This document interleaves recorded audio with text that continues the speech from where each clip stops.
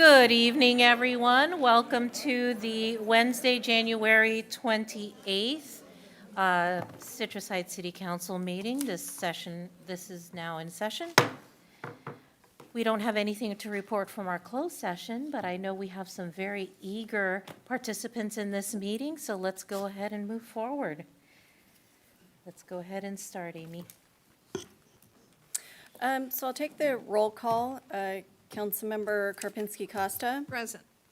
Councilmember Nelson. Present. Councilmember Schaefer is anticipated to join via Zoom for Just Cause. He has not joined yet, but I will patch him through when he joins. Councilmember Middleton. Present. Vice Mayor Middleton. And Mayor Lopez Taff. Here. Let's go ahead and back up. That was my fault, to the flag salute. If I can have Vice Mayor Middleton lead us in the flag salute.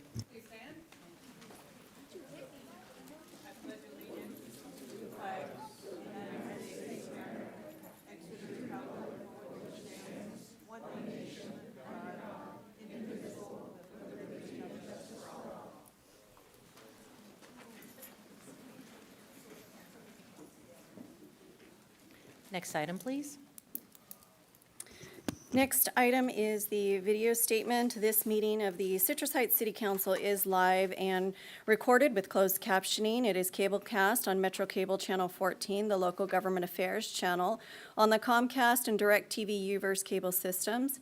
It is also live streamed at citrusheights.net. Tonight's meeting replays on Monday, February 2nd at 9 a.m. on Metro Cable Channel 14. This meeting can also be viewed on the city's YouTube channel. All right, thank you so much.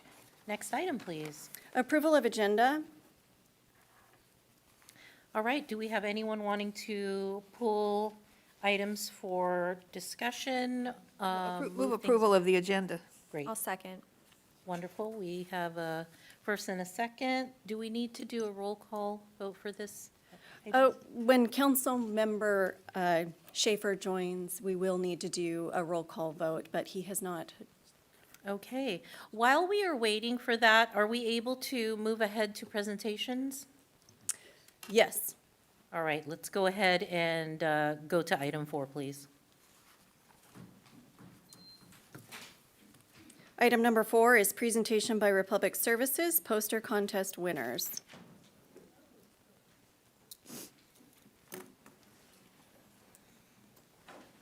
So am I just click through for this? No? Yes?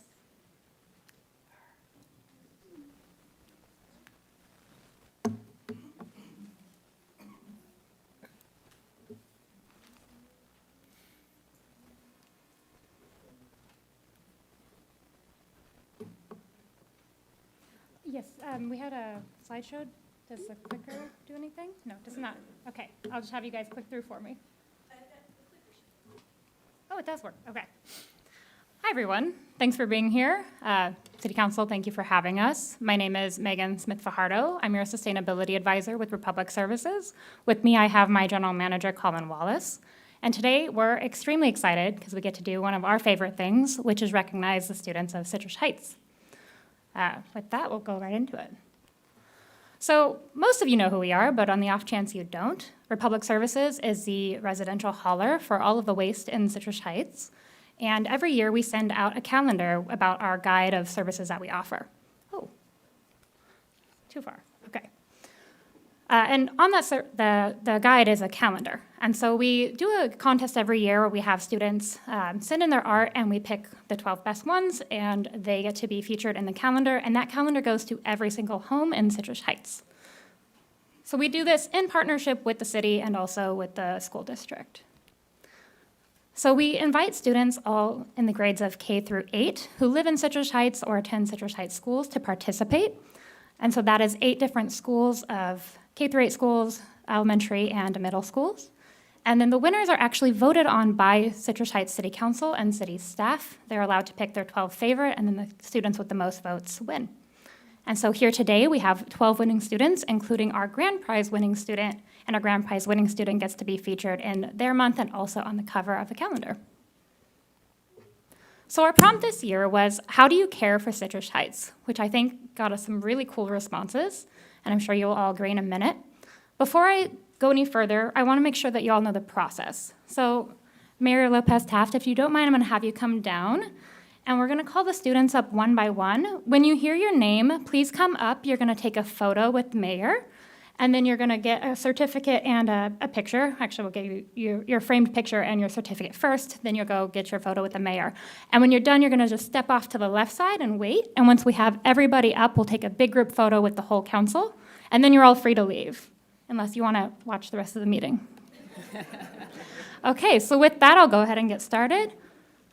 Our first winner is from Arlington Heights Elementary. Arlington had one winner. And that is Olivia Lanzinska.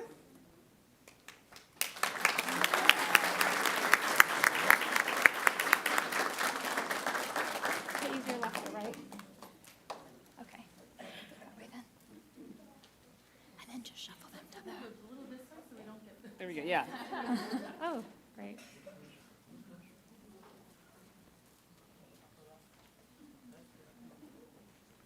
And then family and friends, you are welcome to get photos when your student is up here. Good job, Olivia.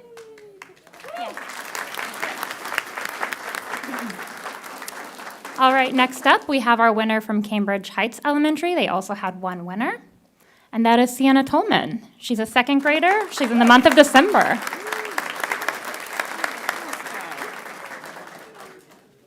Nice.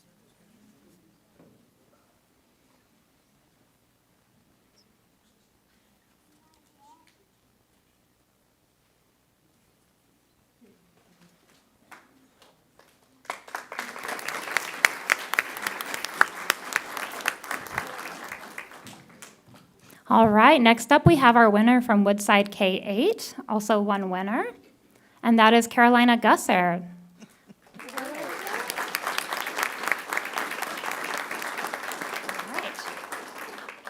All right, she may not be here. We'll get with her later.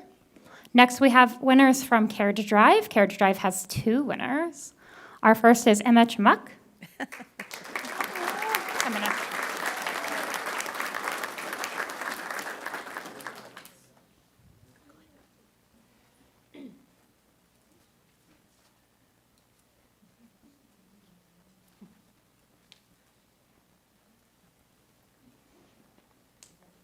All right, and next up, Aubrey Adams.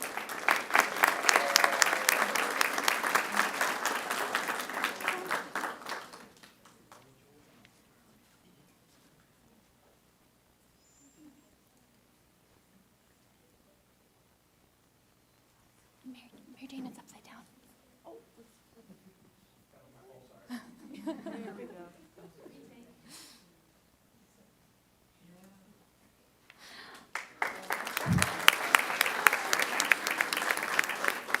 All right, next up we have our winners from Lycan K-8. Lycan has three winners.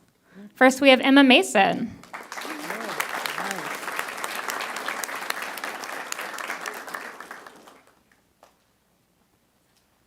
Wow.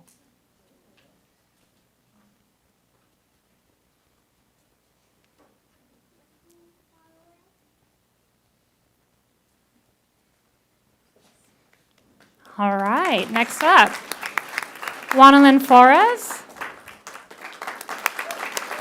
And Wanalyn is actually our first prize winner from last year, so congrats for the second time, Wanalyn.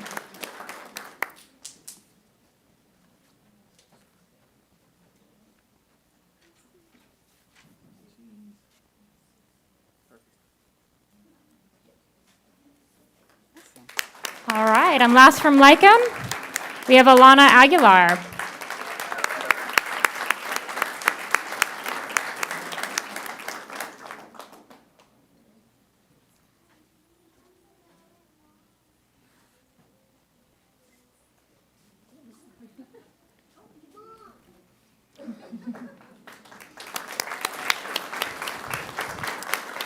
And then our last school of the night, Skycrest, with four winners.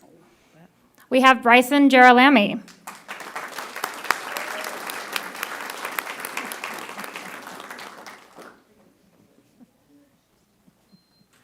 Do you want to to hold your certificate?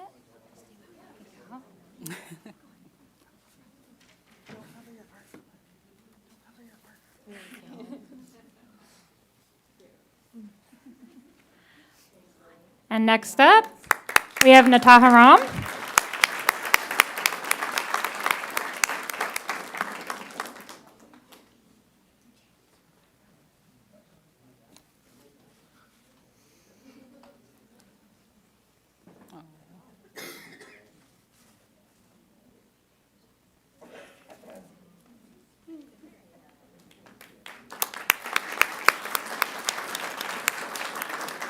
And next up, we have Amy Rubio. Amy's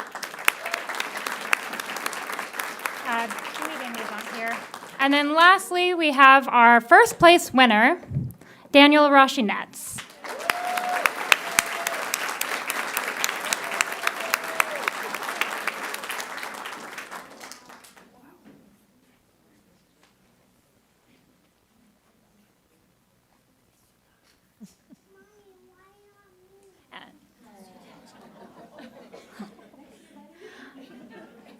All right, now we're going to do our group photo. So if I could have City Council come down, we're going to have all the kids step in a little bit. We're going to take one photo together. And then families, please feel free to come up and get a photo as well.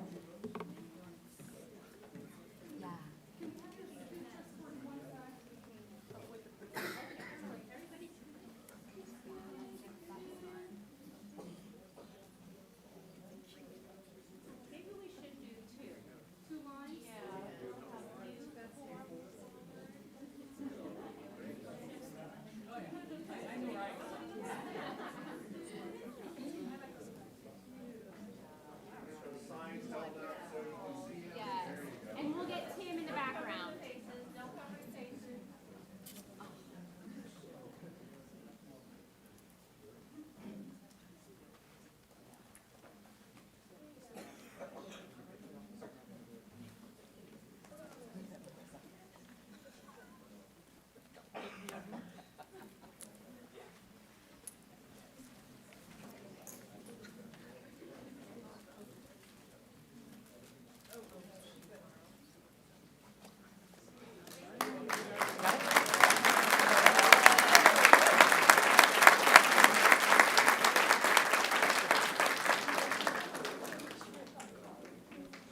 So with that, we'd just like to say thank you to everyone for coming out. Thank you to the council and to the staff for voting, to the schools for participating, and of course to all our student winners.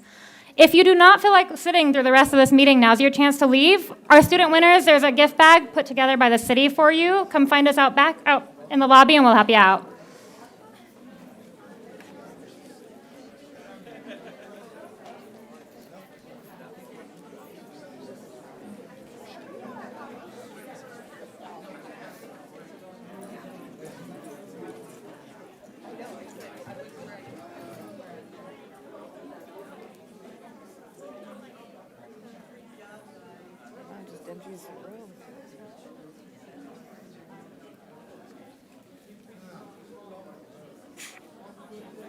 All right, thank you, everyone. Let's go ahead to our next presentation, please. Our next presentation, number 5, is a proclamation of the City of Citrus Heights proclaiming January 2026 as Neighborhood Area Awareness Month. And I've asked Councilmember Karpinski Costa to go ahead and deliver this proclamation. Okay, thank you, Madam Mayor. I'm going to read the proclamation, and then after I read it, I'd like to invite our local neighborhood area leaders, members, or whoever's here to the podium to share a few remarks in support of the proclamation. So first, let me start by reading it. This is a proclamation of the City of Citrus Heights proclaiming January 2026 as Neighborhood Area Awareness Month. Whereas the City of Citrus Heights recognizes the importance of strong, engaged, and vibrant neighborhoods as the foundation of a thriving and connected community, and whereas the Neighborhood Area Network provides opportunities for residents to work collaboratively on a shared vision for the future and enhancing community pride, and whereas strong neighborhoods improve public safety, encourage neighbor-to-neighbor communication, and help prevent blight by promoting care and stewardship of home and shared spaces. And whereas engaged residents are essential to the success of community initiatives, as they contribute their time, talents, and energy to improving their neighborhoods through volunteerism and leadership. And whereas awareness and participation in neighborhood meetings, events, and activities strengthen community ties, improve understanding of local government processes, and ensure the voices of residents are heard and valued.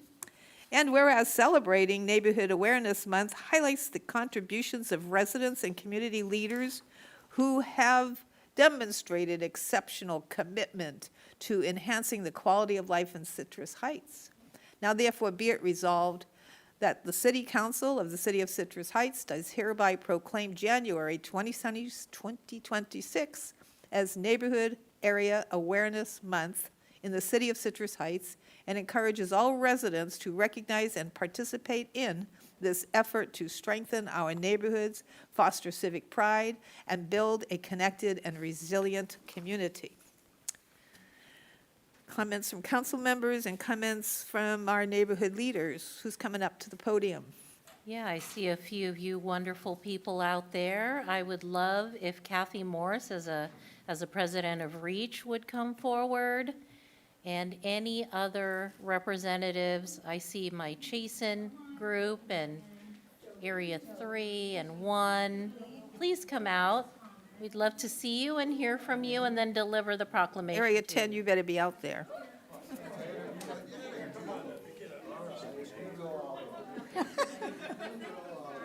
All right, let's hear from Kathy first, and then you can pass the mic, as it were. Madam Mayor and council members, that we have some of our neighborhood groups here, a couple of presidents and some members. We work really hard. It works best in a community if we work people to people, and that's what our neighborhood areas do.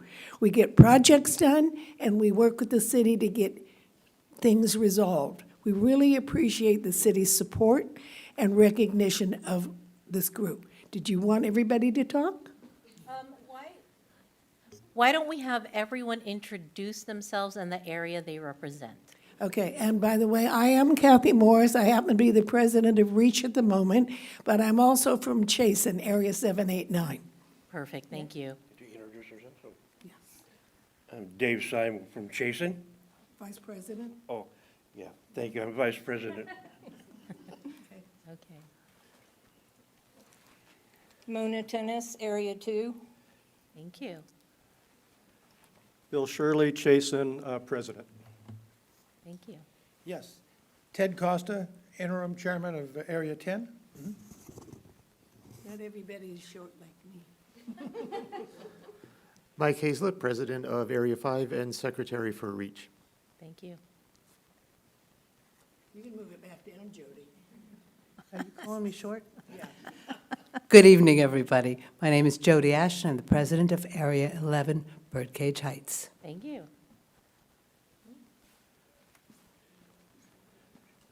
Hi, everyone. I'm G. Marie Welby, purple hair, from Area 11. Courtney? Hi, I'm Courtney Campbell, Secretary of Area 4. Glenda? I'm Glenda Green. I'm from Area 3, and I just wanted to say thank you so much to the council for supporting the neighborhood areas. We were able to adopt a family during the Operation Holiday Cheer, and it meant a lot to us and to the community, so thank you. Thank you. Hello, Thomas Spencer, Area 5, just a guy, one of the neighbors. I'll be speaking to you later about in public comment on reference to connecting the community. All right, thank you. And Thank I you. would like to advise the council and all of the city that we are this year having a community potluck, a community dinner, March 9, and that's one of the ways that we all get together to talk to each other and to encourage continued growth. Thank you. Thank you very much. Now before we take our picture, and I want this group to take a picture with us, please. Do we have any council comments? Yes, Mayor, thank you. I spent some time in the neighborhood areas and REACH, and I quite enjoyed my time. I was there with most of you. very fine people who give a lot of your time to these efforts. So I appreciate everything you do. Thank you. Vice Mayor. I see a lot of familiar faces, and you guys continue to do the deep work that's required to make our community a real community that is united through our neighborhood associations, our neighborhood areas, sorry. I hope that this year, with the coming plans that you guys have, that you are actually able to grow your neighborhood presence, and I'm willing to make sure that we all work together to help make that happen. And I want to thank the city for doing the Awareness Month, because we need to be aware. And thank all of you participants and those who couldn't make it tonight for making the neighborhoods what they are. Because we've had these neighborhoods since we became a city, and it puts us apart from other cities because it keeps us as a integrated community. And that's what we are. I mean, this is an incredible group of people. If you aren't involved in your neighborhood, look at this wonderful group that you can work with to get involved. And so I think it's neighborhood awareness, and we're doing our best. And the city has been putting stuff on their Facebook. I'm not a Facebook person, but if you are, you can see what each of the neighborhoods are doing. It's just one example of the projects they're doing. It isn't just meetings. It's actual contributing things in our community. And if you look, it's a source of leadership for most of the people up here. They've started down there. So thank you all. Wonderful, absolutely. I echo those sentiments, and, you know, knowing how much work my neighborhood area group does, I just applaud you for your time, effort, and sometimes your treasure in making our communities a vibrant place to be. And also, for those of you who might be listening to this, if you feel like you don't know anyone, come meet these wonderful folks. They meet every month and are so excited to meet you. So come out and meet a new friend. And Mayor, Mayor, if I could. Councilmember Schaefer is on here as Yes. well. Yes, thanks, Mayor. I'd just like to reiterate what our former mayor had to say. I came up through the process. That's how I got directly involved with the city, is through the neighborhoods. I enjoyed my time very much so. Your neighborhoods need your volunteership. They really need you to participate. It makes for a much better community, and I really encourage everyone to figure out where the neighborhoods are. If they know who they are, participate. Make your feelings known. And so as a council, I think that our community is really what drives who we are as a policymaking board, and we want to hear your input. Thanks. All right, and with that, we'll come join you for a photo.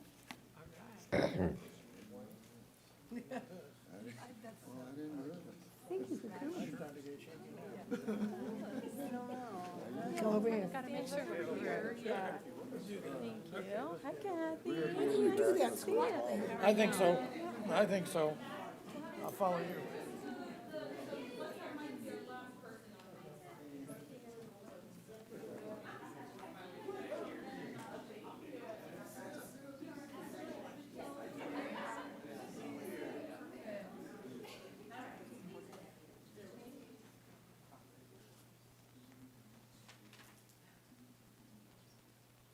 All right, a few more.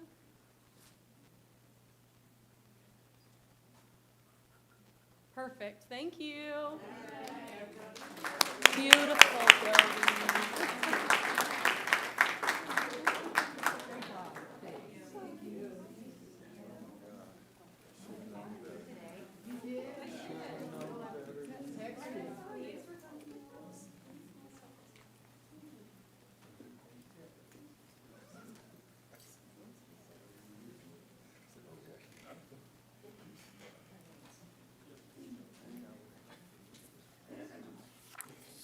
Should have brought a picture of Tim and held it up.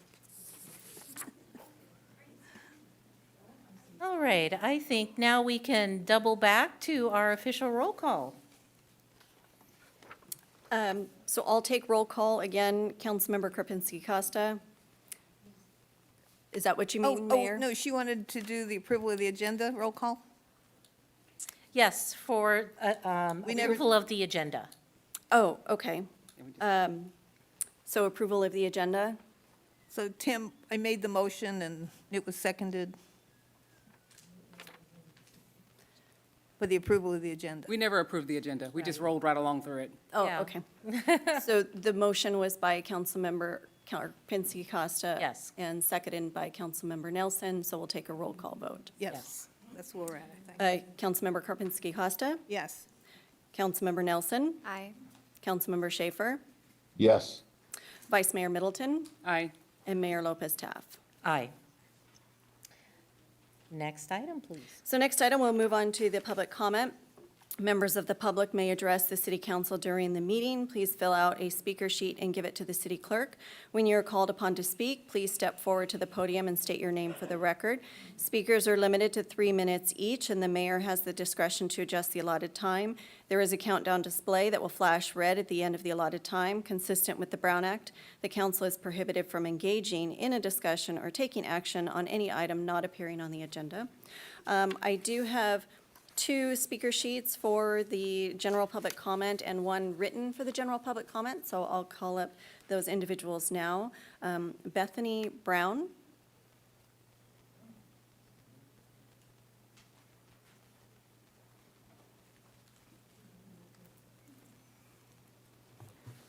Good evening, and thank you for your time. My name is Bethany Brown. I am a special educator, a Sunday school teacher, and a resident and registered voter of Citrus Heights. According to census estimates, there are about 87,000 people living in Citrus Heights. 30,000 of those are ethnicities other than white, and about 12,000 of those are foreign-born. Every single one of our 87,000 residents deserves to feel safe in our community. And what is happening and what has happened to Keith Porter, Renee Good, Alex Preddy, Jocelyn Rojo Carranza, Liam Ramos, and many others is undermining that safety. Immigration enforcement may be necessary, but it absolutely must be conducted with the utmost respect for both human dignity and rule of law. Yesterday, the Sacramento City Council voted to affirm their status as a sanctuary city and outline legislative and programmatic support for immigrants and refugees. And I urge the Citrus Heights City Council to follow their example and pass or reaffirm legislation that would ensure community safety and uphold the fundamental rights that are guaranteed by the U.S. Constitution and the California Constitution for each and every person in our city. This legislation may include, but is certainly not limited to, ensuring that the city will protect the rights of all residents to peacefully protest, to observe, and to record immigration enforcement, require federal immigration enforcement agents to clearly display agency affiliation and identifying information, oppose local law enforcement working with federal immigration agencies to investigate or detain persons on the basis of alleged violations of civil immigration laws or other nonviolent crimes, and require the same evidentiary standards for other infractions that our local law enforcement has to follow. Consistent with the California Values Act passed in 2017, ensure that no immigration enforcement agent has access to city data, information, or personnel that could be used to determine or trace a person's citizenship or immigration status. And specifically, I request that you restrict access to city surveillance cameras and systems, city databases, and city communication networks. In addition, I urge you to update the Citrus Heights website to include answers to frequently asked questions regarding immigration and constitutional rights, resources for immigrants, refugees, protesters, and observers, and clear messaging from the Citrus Heights Police Department regarding their role in immigration enforcement and whether or not they will ask for immigration status or report immigration status to the Department of Homeland Security. I look forward to seeing these issues addressed on future council meeting agendas. Thank you so much for your time and your commitment to ensuring the safety of our community. Thank you. The next public comment is from Thomas Spencer.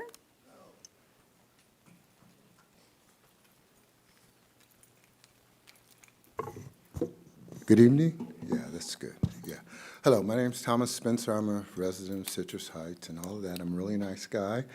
I'm here today to speak to you about the connectiveness in the community, which has been a subject for a while.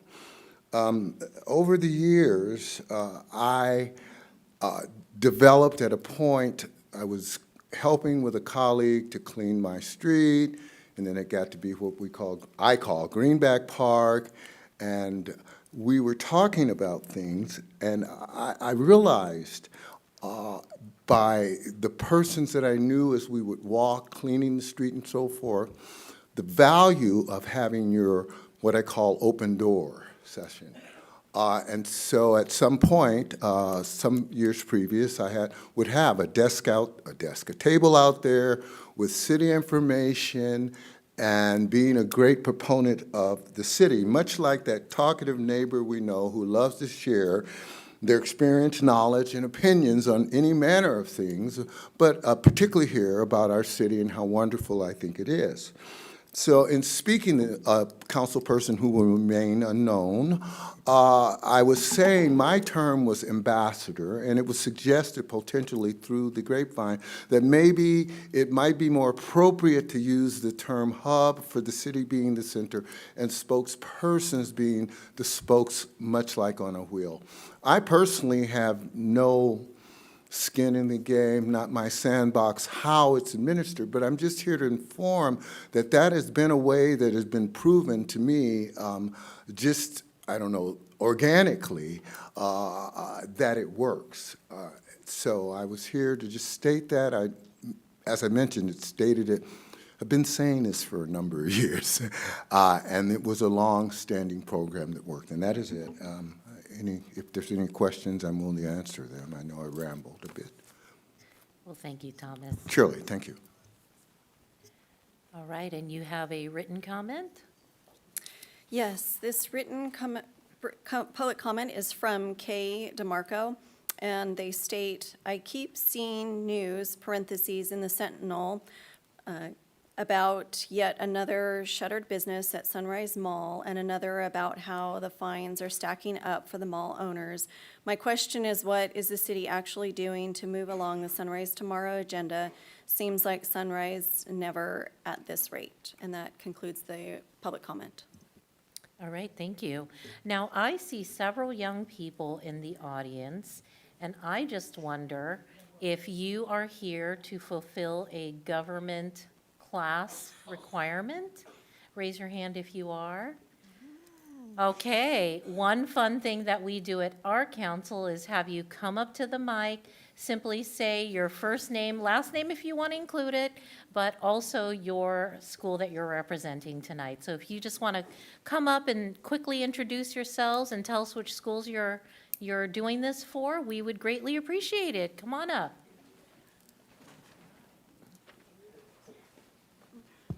There you go. My name is Jasmine Lopez, and I'm from Center High School. Center, thank you. Welcome. Hello, my name is Evan Dua Gomez, and I'm from Center High School. Center as well, thank you. My name is Mary Rose McCoy, and I'm also from Center High School. Thank you. My name is Arthur Panetta, and I am also from Center High School. Oh, we're having a Center High School night tonight. My name is Tyler Ingram, and I'm from Center High School. My name is Aiden Jennings, and I'm also from Center High School. My name is Jacob Thompson, and I'm also from Center High School. Okay, welcome. My name is Seth Lee. I'm here for Boy Scouts, and I'm trying to fulfill my communications merit badge, number 5. Fantastic, welcome.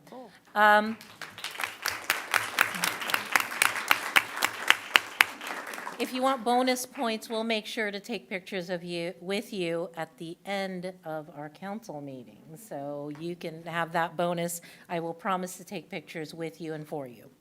Okay, next item, please. Next item is comments by council members and regional board updates. All right, let's go ahead and get started. To my left, your right. Dr. Jana, go ahead and lead us off I here. made my list. Let me find my list. Easy enough. Well, I did go to I can't find my list, but I went to a mosquito meeting. And, mosquito in the wintertime, there is a winter mosquito, but our traps have had low numbers, so I don't think they're that bad. But if you get a little warm spell, it might. And they are the winter mosquitoes and not the West Nile ones. The West Nile ones generally come in the spring, summer, fall. And so we'll start doing our dead birds reporting in April, because that's when West Nile starts to hit, and the birds are the first sign usually before it hits. There were no new cases of human cases reported for West Nile virus, but last year there were a total of 102 human cases statewide. We will resume surveillance for Aedes aegypti in May. That's the day-biting mosquito. And we encourage you, if you get bit in the daytime, to let the district know, because these are usually mosquitoes that stay within neighborhoods. And so we will come out and find them for you and get rid of them, hopefully. So we also have ongoing tick surveillance. Citrus Heights does not have any what we call our registered tick spots where we do routine tick surveillance. But usually it's along the river. But, we do have creeks, and there are ticks. And so if you find ticks, ticks carry Lyme disease in human and in dogs. And so if you have a dog, you want to do your tick check and make sure that tick doesn't stay on longer than 24 hours, because that's usually when they engorge, and then that's when they communicate the disease. And so they have, for dogs, we have great tick and flea medicine that gets rid of that. But for people, you want to make sure that if you see a tick on you, that you get it off. So anyway, that's ticks. And if you see it, if you want to report it to the district, we'll come out and flag the area, look to see how many. But we may find ticks, but we don't always find the ticks that carry the disease. But those are usually along the river, like I said, so far I'm not too worried about those. The interesting thing we do once a year, at Christmas time, we do a bird count on the property in Elk Grove. And so this year, we counted total birds. This is a one-time bird count, 396 birds. And of those birds, we had 35 different species, including herons, which are just absolutely phenomenal birds. And so just a number of different birds. And so I just wanted to let you know we do a bird count. I did also attend, don't have my list. I did do the chamber luncheon, and Assemblyman Hoover was our speaker, talked about his bills that he's working on. That's always good to have that. You should be getting his email. He summarizes all the bills that he has, and if not, you can contact his office in Folsom, and they'll get you on the email list. I also went to the Metro Chamber dinner, the SAC Metro Chamber dinner with my colleagues, and the Kiwanis crab feed, which was expensive. I didn't win the wine. That's okay. That's okay. It was a good contribution. Anyway, that's what I've been doing. I think I picked up Tim's cold, so I was sick for a couple of days. All right. that's it. With that, let's go to Councilmember Schaefer. We don't want to forget you this time. Here, all right, so thank you, Mayor. I apologize for you getting my illness, Jana, and I have been sick for the last couple of weeks. I did get some kind of concerning health news in the last week or so, and that's the reason I'm not there tonight, but I'm stable.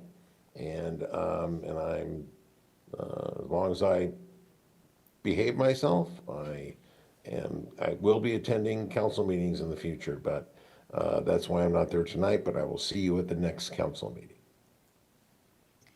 Thank you very much, Councilmember Schaefer. Let's go to Vice Mayor. Thank you, Mayor. Let's see, I had a great time at the Metro Chamber Gala. It was very nice to catch up with a lot of different folks from around the region and to see all the folks who are being recognized for the great things they've done for the business community in Sacramento County. I was not able to go to the Kiwanis crab feed because my husband was actually there working there with the Key Club children, working on that youth. And, but the great thing about the Key Club youth is that they actually raised $1,000 more in tips this year. So they went from $2,000 to $3,000. So all their hard work paid off, and Mesa Verde was actually the ones that brought in the most volunteer hours, like 318 hours. What does the Key Club do with what's their activities because they put all their tips into the club, and what do they do? So it funds projects that they work on. It funds like a fun little field trip at the end of the year. Oh. And they also get T-shirts. And the thing about being part of a Key Club is that these youth have to actually pay their own dues in order to be part of it. So it really is teaching them about, being fiscally responsible and, showing up and actually being of community I service. know they do a lot of community service. Oh, they do a lot of community service. So I think by the time these kids are done, especially at Mesa, they have more than enough volunteer hours to graduate. That's not a problem for them, but they love getting out and being involved. We appreciate them too. Yeah. And that's all I did. What's January? We're just picking up the new year. Speak for yourselves. Councilmember Nelson. Thank you, Mayor. I will let us move right along with nothing to report for myself. Okay, well, I have a list. Let me put my glasses on. I started off on the 16th with the Sacramento Association of Realtors annual installation meeting. They have a great celebration for welcoming their new president every year. And I got to talk about Citrus Heights with people who are welcoming new residents, people who are moving around. And my central message to them was, bring us your clients. We are open for business. On the 20th, I joined my area group, Chasin, for their annual pizza party. Just a way to warm everybody up on a cold night and welcome people who've never been to the meeting before. Also on the 20th, I attended our wonderful Capital Region Mixer hosted by our own exec, Sherry Merrick, with a total of 10 chambers in attendance. That is very important that we are the central hub for that. We just talked about a hub. I think our community is largely gaining the reputation of we are the center where all the activity and fun is happening, and we want to keep up that reputation. So thank you, Sherry. I also attended the chamber luncheon that same afternoon, and it is also very nice to hear from our other electeds at the state level to hear what's brewing. The legislative session has just come back into session, and so there was not yet any movement on bills and other things that they're proposing. So, wait and see. On the 21st, I was very excited to attend the Education Committee 2x2 with our counterparts at the San Juan Unified School District. This is a very important meeting as we are an organized city with great representation for our educational partners. And part of the discussion was a letter that we are going to publish or issue from the mayor and the council to engage our middle school and high school students about what are they looking for in their community? How can we better serve our youth and give them places to engage here, not only in our community, but also in youth government? So what does that look like from their perspective? You want to serve someone, you got to ask them what they want. And so that is happening. That's something that came out of that meeting. On the 22nd, I attended our Cal Cities Sacramento Division reception, which is great. I'm all about welcoming new members to attend activities. And the important part about this is we are a part of over 400 different cities that come together to talk about legislative issues and work together on, from a city's point of view, how can we speak back to the process, how we can lend our voices to the process, and this is the location to do that. For SAC Library meeting, also on the 22nd was a wild and crazy day of meetings for me. They published their annual report, and I was elected vice chair of the SAC Library Board. And so I'm very proud to serve with Katie Maple as the chair, who is an elected official in the city of Sacramento.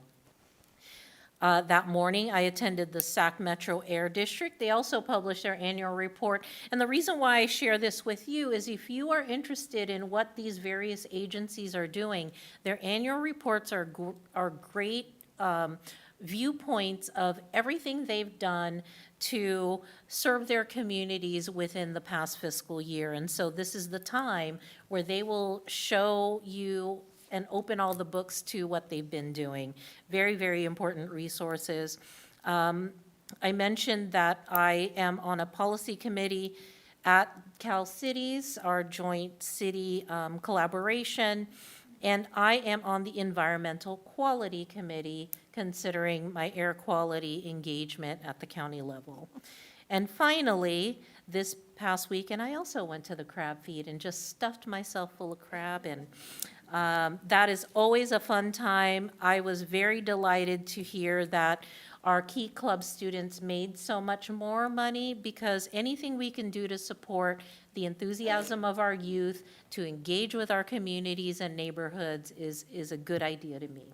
And that is the end of my And we had a report. really good student waiting on us at our table. We did. She was good.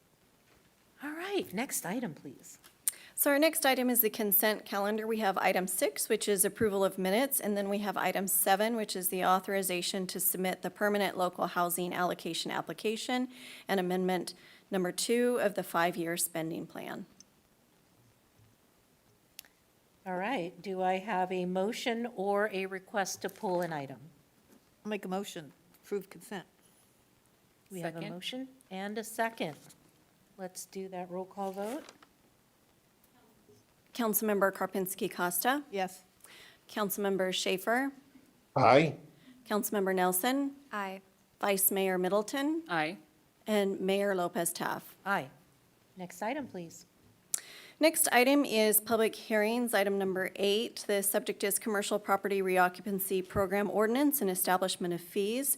The recommendation is to introduce for first reading and read by title only and waive the first full reading of an ordinance adding Chapter 52 to the municipal code to establish a commercial property reoccupancy program, and to adopt a resolution adopting a fee schedule for the commercial property reoccupancy program.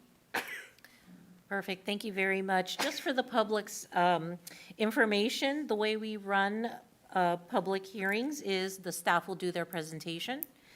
Then we will have some questions from our city council. We will open public hearing for any public comments on the matter, close public hearing, ask if the council has any further comments, and then we go with our action items. Let's hear from staff.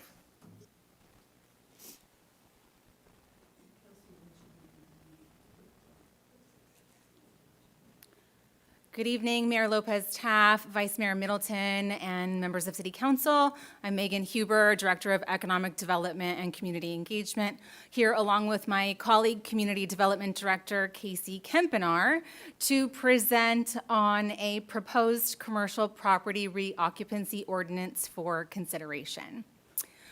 Before we dive in, I want to reference a presentation that Council received last Council meeting that reviewed really comprehensive strategic planning work on Council's strategic goals to advance community image and blight abatement.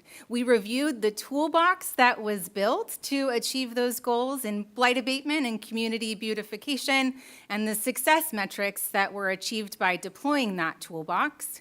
This item for consideration this evening is another option for a tool in that toolbox to advance community beautification. So to summarize some of what was heard in the presentation last council meeting, this is what that success has looked like over the past 3 years of City Council's really aggressive and goal-oriented strategic planning. There's really compelling before and afters that you can see on cleanups of illegal camping and dumping, of wayward shopping carts that weren't being returned, so we abated that blight, and other cleanups around the community. Some of the results that have been achieved through those tools in the toolbox is a 22% decrease in beautification service requests in 2025, which means this is taking effect, shared standards showing up, and more proactive work being done in beautification around public areas, public spaces, and rights-of-way. Additionally, we have seen a 32% decline in abandoned shopping carts in 2025. That is an example of the shopping cart ordinance in the blight abatement and community beautification toolbox. More great news is our community is seeing that as well. The city uses a tool called FlashVote, an online survey tool to gather statistically valid community sentiment data, and we benchmark our progress specifically in community beautification and blight abatement every year. And that means we have conclusive metrics, essentially a report card that definitively shows this progress. And in conclusion, community sentiment on blight abatement moved from unfavorable to favorable in just 2 years, which is powerful. So to continue this progress, during Council's annual strategic planning session this past March, we set an objective to allow for cost recovery and mitigate risk from vacant buildings, present a vacant building ordinance for Council's review and consideration.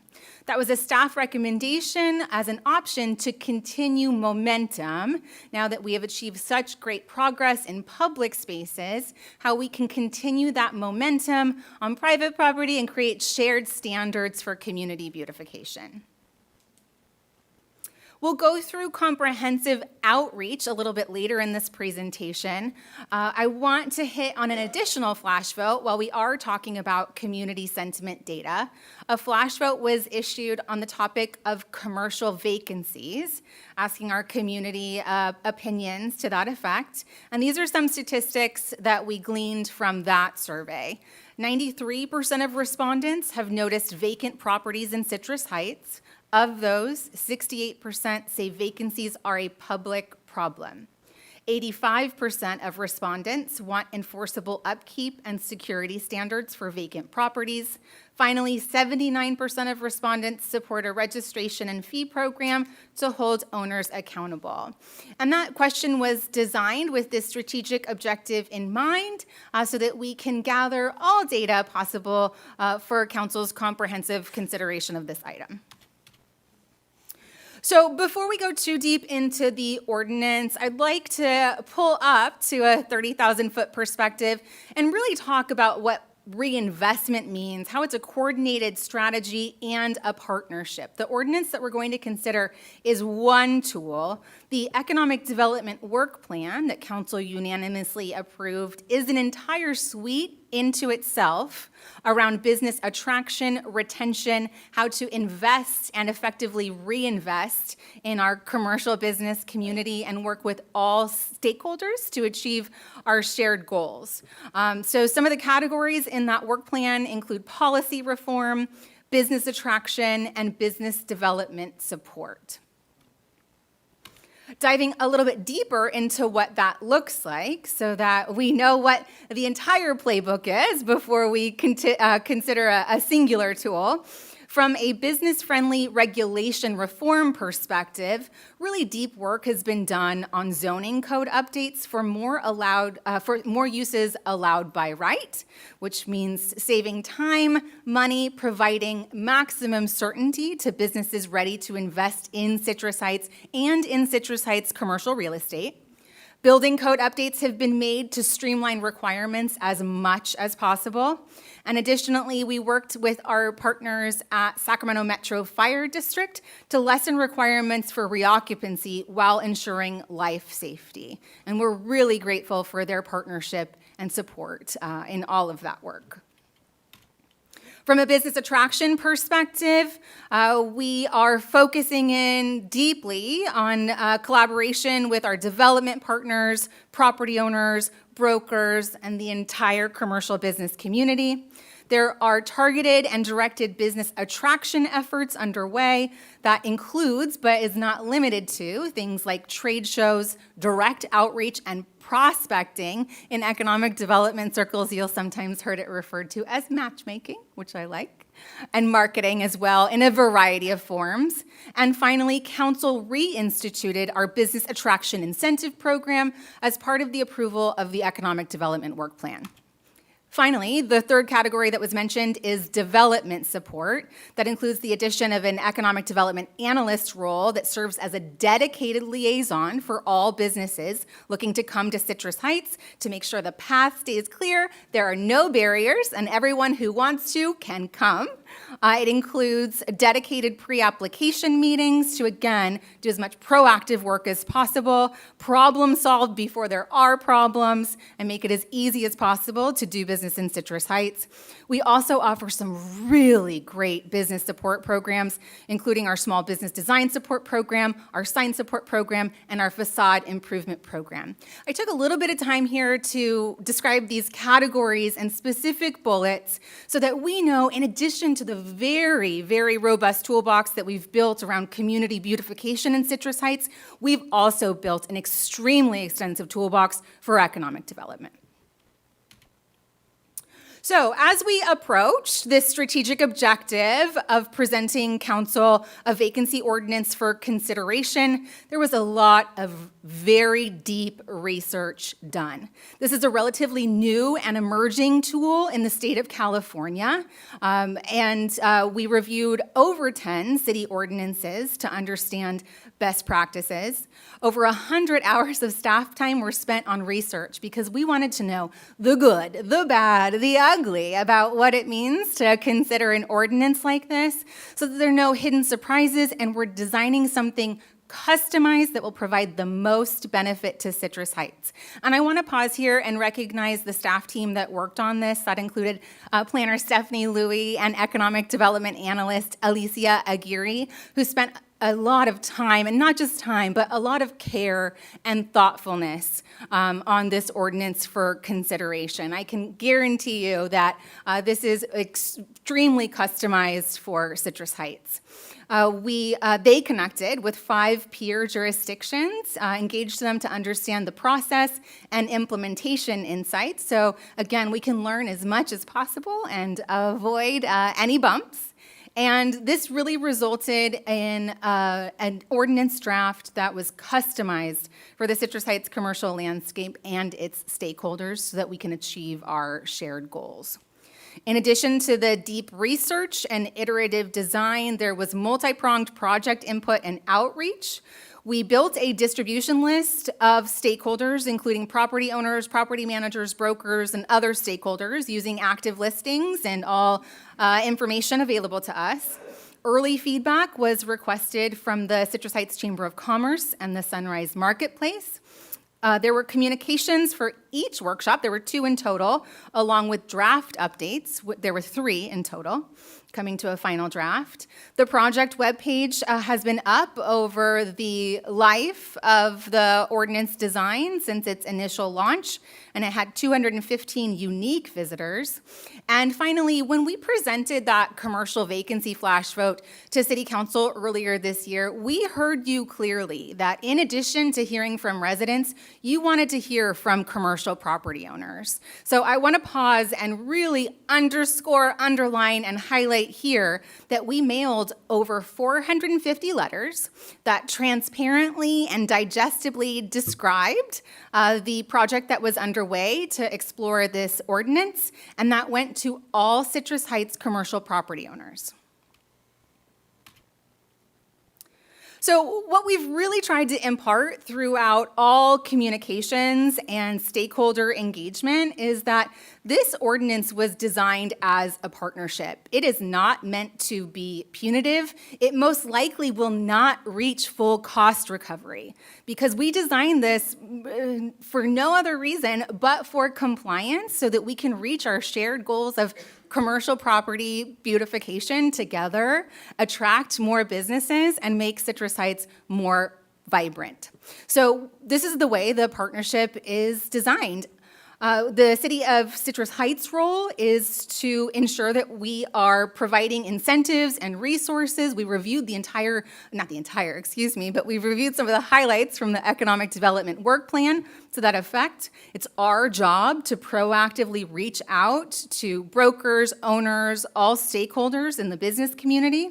It's absolutely our job to be an expert in and effective at helping to navigate zoning and code issues, again, to proactively problem solve. And we are also in charge of code compliance and public safety response. From a property owner perspective, we recognize that we have shared goals to fill vacancies and actively market those spaces. communicate plans for the property, and maintain safe, secure sites so that this real estate does remain relevant. And then together, we're really achieving shared goals of activating vacant space, creating more communication, and hopefully fewer issues, and improve safety and better upkeep. So this is a timeline and background of what stakeholder engagement has looked like. This strategic objective was set in March of this year. Staff spent a lot of time in research, again, to ensure we're creating something most customized for the Citrus Heights community, a few months to that order. We released version 1 of the draft ordinance and routed for feedback late July. We presented to the Sunrise Marketplace Board of Directors. For those who might not be familiar, Sunrise Marketplace is the property business improvement district that represents property owners and our business community along the Sunrise corridor between Greenback and Madison. We hosted our first community workshop mid-August where we received feedback. We issued the flash vote survey on commercial vacancies in August and presented that to City Council in September. We spent October and November incorporating the feedback from all stakeholder outreach and that first community workshop. In November, in response to council feedback, we sent a letter to 468 property owners with links to the ordinance draft itself and a survey so that they can easily and accessibly give their feedback. And then in November, we presented a second version of the ordinance that had incorporated all feedback gathered to the Sunrise Marketplace along with the Citrus Heights Chamber of Commerce Board. We hosted a second community workshop in December that presented version 2 of the draft ordinance. We dialed in the ordinance for a final time, again, incorporating continued feedback because it's our goal to have as much stakeholder consensus as possible, and we're creating something custom tailored for Citrus Heights. And we presented that to Sunrise Marketplace Board of Directors here in the last week or so. So this slide is a summary of property owner sentiment and responses to those surveys. Again, as I mentioned, we mailed over 450 surveys to all commercial property owners. We received 3 responses. Three. We received 3 responses. 1 out of 3 of the responding property owners would support the potential ordinance, which goes to say 2 out of the 3 would not support. And then of note, 20 mailers were returned, 20 plus mailers were returned as undeliverable.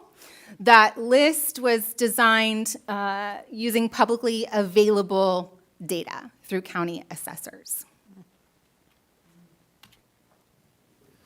So Megan did a good job of explaining how we got here and what the ordinance looks like, and I'm going to explain a little bit about the why and then how it works in practice. A lot of what we heard about was related to why doesn't code enforcement just do this? Well, code enforcement, as you all know, doesn't really get involved until there's a problem, and the whole point of this ordinance is to prevent problems from happening, from creating that slippery slope where code enforcement has to get involved. So this ordinance looks at preventing those safety concerns, blight, fire, and vandalism that we've seen in some of our vacant buildings that has caused a problem. And that leads into making those buildings no longer leasable.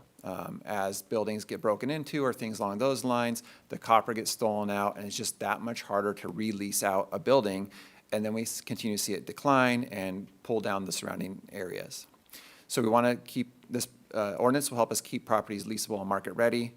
We know that early action before there's a problem, an ounce of prevention is worth a pound of cure. And we know that there's a hunger to continue to build on the city's recent success reducing visible blight more onto private properties.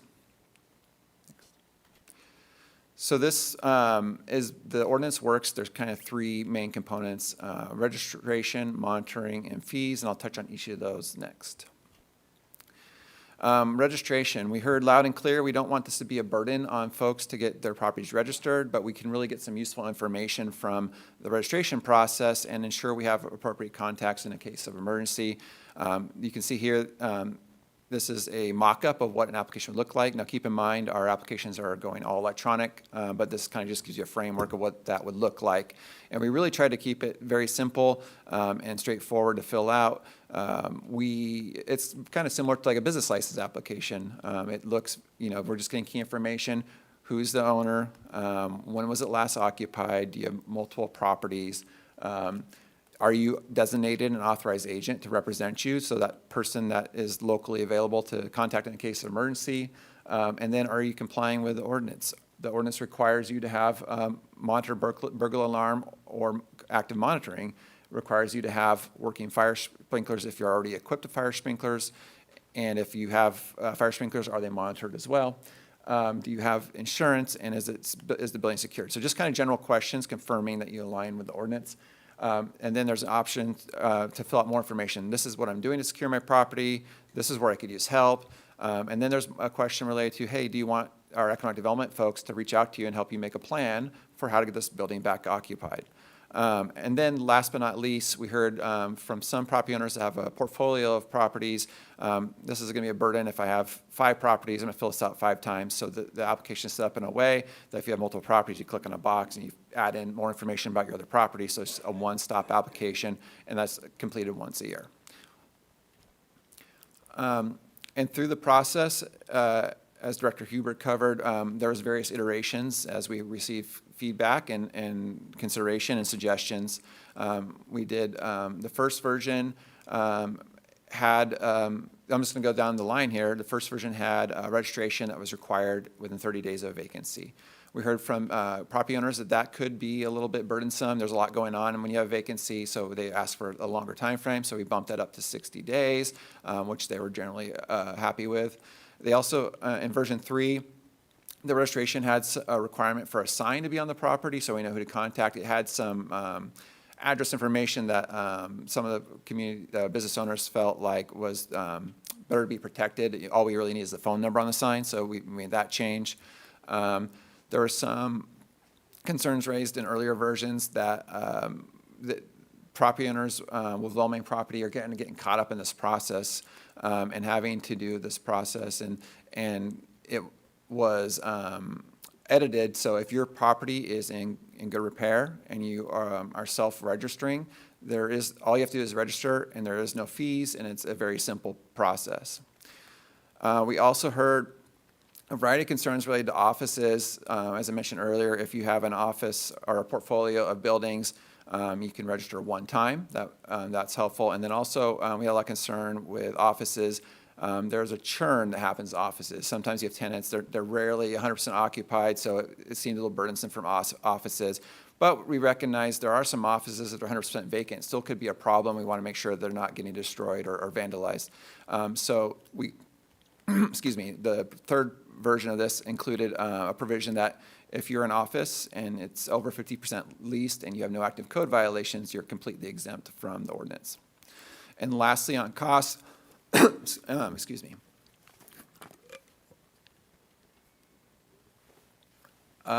We modified the ordinance, so if you self-register your property as vacant and we don't have to come find you and make you register, that cost is removed. You do not have to pay that cost to register your property. It's just filling out the form and you're on your way. Next. In terms of fees, so we looked at this in a way to recover the city's cost in delivering this service. We calculated what it would cost to process and monitor this process based on time and materials for city staff for a fully burdened rate, and that helped us by the hours. That came up with a fee. And as you see on the top, the white lines, this is for a small lot. So you have, if you're subject to the fees, there's an annual registration fee of $1,092 and an annual monitoring fee for $1,100. That totals the $2,220 for the small lot, and that's for properties that are under 1 acre in size. We know that larger properties often have more problems, more challenges, and require more care. So those, the way we calculated that was a 3-time multiplier times a small lot. That gives you the $66.60 monitoring fee. But I want to be clear, if you proactively register your property and your property meets requirements, it's well-kept, you have it secured, you have an alarm system, there is going to be no fee. It's just you register, and you get in touch with our staff, and you have us as a resource. That's your only steps along the way. And then if you are a business that is subject to monitoring fees, and you happen to you pay those up front for the year, and if you happen to get a tenant in that year, there's a prorated return for that monitoring fee that once you have someone in that building. We had a lot of questions related to how the implementation is going to work, and if the council passes this, what is that timeframe going to look like? It's going to take us a while to build the infrastructure. We need to build the software to allow people to easily get on and register, and allow staff to track that information, as well as training staff. So we're not sure on what exact timeline would be yet, but it's going to be several months, and we're committed to, and we've been keeping everyone informed that is subject to this, that, hey, this is coming. We don't want it to be a surprise. We're going to continue to work through our partners, the Chamber, SMP, and others, to continue to get the word out that, hey, this is going to come, and this is when it's going to launch, and really try to make sure that there's no surprises as people get into this and this comes into effect. And we're really, we really are focused on compliance and partnership. We'd rather not take the money. We'd rather have these businesses leased up and have tenants in there, but we need that as a tool to help encourage that and move forward. You have received a couple of letters in your packet, one from the Citrus Heights Chamber of Commerce and one from Chasen, both of those supporting the ordinance. We also had a variety of suggestions to incorporate during implementation, which were really good suggestions that we plan to incorporate into our process if this moves forward. The first option being our police department recommends letter of agency for our commercial properties, allows them to go on the property and deal with any challenges without having to track someone down. So we're going to incorporate that into the application, that you can fill that out as part of your application process. We're going to use the information gathered for the marketing and business development. That's going to be a good tool for our economic development team as they reach out and try to match make with potential tenants to property owners. And then also checking in. We will do a check-in about 6 months after the program goes live to share the council, this is what's going on, this is what's working, this is what's not, we might need some changes, or everything's great. And so within 6 months, we would come back to you with a status report of how that's going. So the motions recommended for you are on the screen, and we're available for any questions. All right, do we have any questions from our council members? Yes. Okay, let's go for it, Jana. Hang on. Is there a failure to register issue?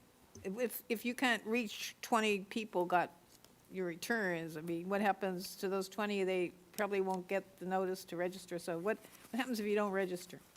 We're going to be really proactive in making sure we get the word out, but we also have our code enforcement team to help track people down if they're not complying with ordinances. But our hope is to continue to get the word out with our partners to make sure everyone gets registered. And that's part of the problem the ordinance seeks to solve, is making sure we have the right people to get a hold of, because sometimes I think that's the problem. that the assessor data is delayed, sometimes it's going to a PO box that no one's checking. So one of the benefits of this ordinance is making sure we have the right person to get a hold of. It benefits us in a lot of ways. If there's an emergency, if there's a tenant lead, and that's kind of the focus, is trying to get the list updated. So the first little bit will take some work to get that list populated, but once we have that, it'll be a resource that we continue to use in the future. So then the next thing is, the owner of a property might own a whole bunch of little stores inside, lots of stores. Let's just take the mall as an example. So is he one registration, or is each little store? It's per parcel.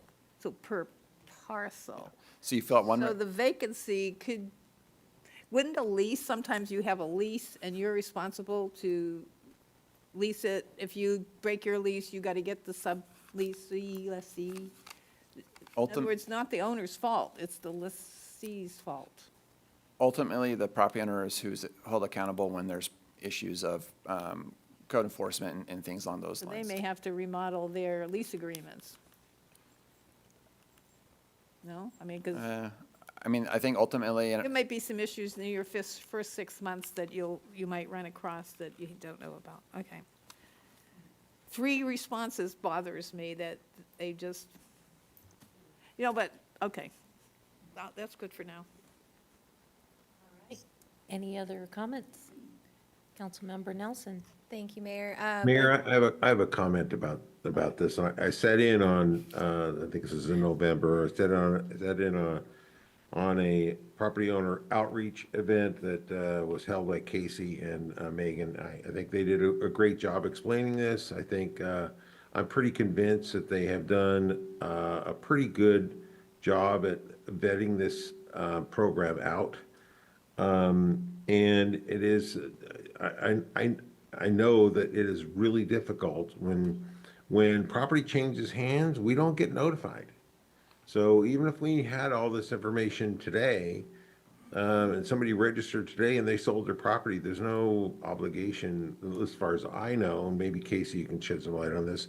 Does this ordinance require any notification to the city if the property sold? There's not necessarily a trigger by selling it, but the ordinance is whoever is the owner on record is responsible for filing that once they are made It could be years before they get reported. We could be chasing, at least, we could be chasing an unresponsive owner for years without knowing that they've sold the property. I think. And I do think this is a step in the right direction. I think it has some, it has real merit, but I think that yeah, this is not going to be a small amount of work to do this. But great job, Casey and Megan. Great, awesome work here. Thank you, Councilmember Schaefer. Councilmember Nelson. Thank you, Mayor. To follow up on that, I suppose, when a property is sold, it's recorded, like you mentioned, right? So there's updated information with the county recorder's office, but it's delayed sometimes, you said? Yeah, sometimes it takes several months for that to hit, and then sometimes it's not always it's like I said, to a PO box or a corporation. I think by having the registry, we at least know who the seller is, and hopefully we can reach out to them and they say, this is who I sold it to, this is the right contact. So I think the transfer of properties will probably work itself out a little bit more than starting in the beginning. Okay, yeah, and along with the transfer of property, I do have sympathy for an untold amount of these property owners who maybe have inherited the property. I know that there's a generational, transfer of property right now as people are aging out and moving on to their great reward. So I wonder, I know we don't have demographics on these owners because we don't have their contact information, but I do personally wonder and sympathize with how many of them are kind of caught up in that they've inherited the property and they kind of don't know what's going on with it at all. I can speak to that anecdotally from my experience on the ground. We always keep sharp eyes on available properties and sites so that we can readily refer businesses. And what you're describing is a relatively common occurrence, not just for Citrus Heights, but for any commercial real estate. And the fact of the matter is, when it gets to that point, it's a burden for everyone. I mean, I've spoken to many families who have ownership that are really frustrated because they're not even necessarily interested in owning that property anymore, and they're not at a point to invest in it enough to make it relevant again. So it is, in fact, total gridlock, which doesn't provide benefit for anyone, not for a community, not for a potential business, and not for that family. Well, thank you for that insight. Any further questions? I got one. All right. So if you have to be 75% occupied, is that what I read? That was initially one of the initial proposals, and due for a variety of factors, that's no longer required. So if you have a vacancy, any percentage, we want to know about it, and we want to make sure that that space is secured properly. Okay. Thank you. All right. Any other questions? Okay, this is a public hearing, so let's go ahead and open public hearing. Do we have any speakers on this item? I do not have any speaker sheets for this item. Okay. Has anyone changed their mind and would like to speak on this item? Okay, we will close public hearing. It looks like we have our recommended motions before us. Do we have anyone who's interested in asking a question or making a motion? I have one I'd more, like to make a motion, Mayor. I have another question. Oh, we have one more question. I just got a little thing that's bothering me. Okay, so what would have prevented Elephant Bar from becoming what it is today? If he's not a property owner, correct? Its underlying owner is, But it's part of a bigger thing. So would that have been okay? no, the vacant, once Elephant Bar became vacant, they would be required to register that. They'd be required to have an active alarm that was working, and that was one of the big problems of why Elephant Bar got to the point that it is there is no active alarm out there. So- And it, So the owner of the property would have been required, under our ordinance, the owner would report he has one vacancy on his property, and then he'd have to show he had adequate alarms. secured it and had adequate alarms And all and the- kept it up, yeah, Yeah, no trash and all that stuff. correct. Okay, all right, that solves my problem. All right, it looks like all of our questions and discussion has been resolved. Do I have a motion? I'd like to move that we introduce a first reading read by title only and waive the first reading of ordinance number 2026, an ordinance of the City Council of the City of Citrus Heights, California, adding Chapter 52 to the Citrus Heights Municipal Code to establish a commercial property reoccupancy program. Second. What, is this one motion, or can we need to take this in two, or what do we, one vote or two votes? Ryan is indicating that we need to take them separately, and we Okay. do have a second with Dr. Karpinski-Costa. And I think we need to take a vote? Yes. Roll call? We'll call roll call. Councilmember Karpinski Costa. Yes. Councilmember Nelson. Aye. Councilmember Schaefer. Aye. Vice Mayor Middleton. Aye. And Mayor Lopez Taft. Aye. I'd like to make a motion, adopt Resolution 2026, a resolution of the City Council of the City of Citrus Heights, California, adopting a fee schedule for the commercial property reoccupancy program. Second. All right, we have a motion and a second. Let's go ahead and take roll call vote. Councilmember Karpinski Costa. Yes. Councilmember Nelson. Aye. Councilmember Schaefer. Aye. Vice Mayor Middleton. Aye. And Mayor Lopez Taft. Aye. All right. Next item, please. The next item is regular calendar, item number 9. The subject is homeless and housing partnership model and Senate Bill 802 discussion.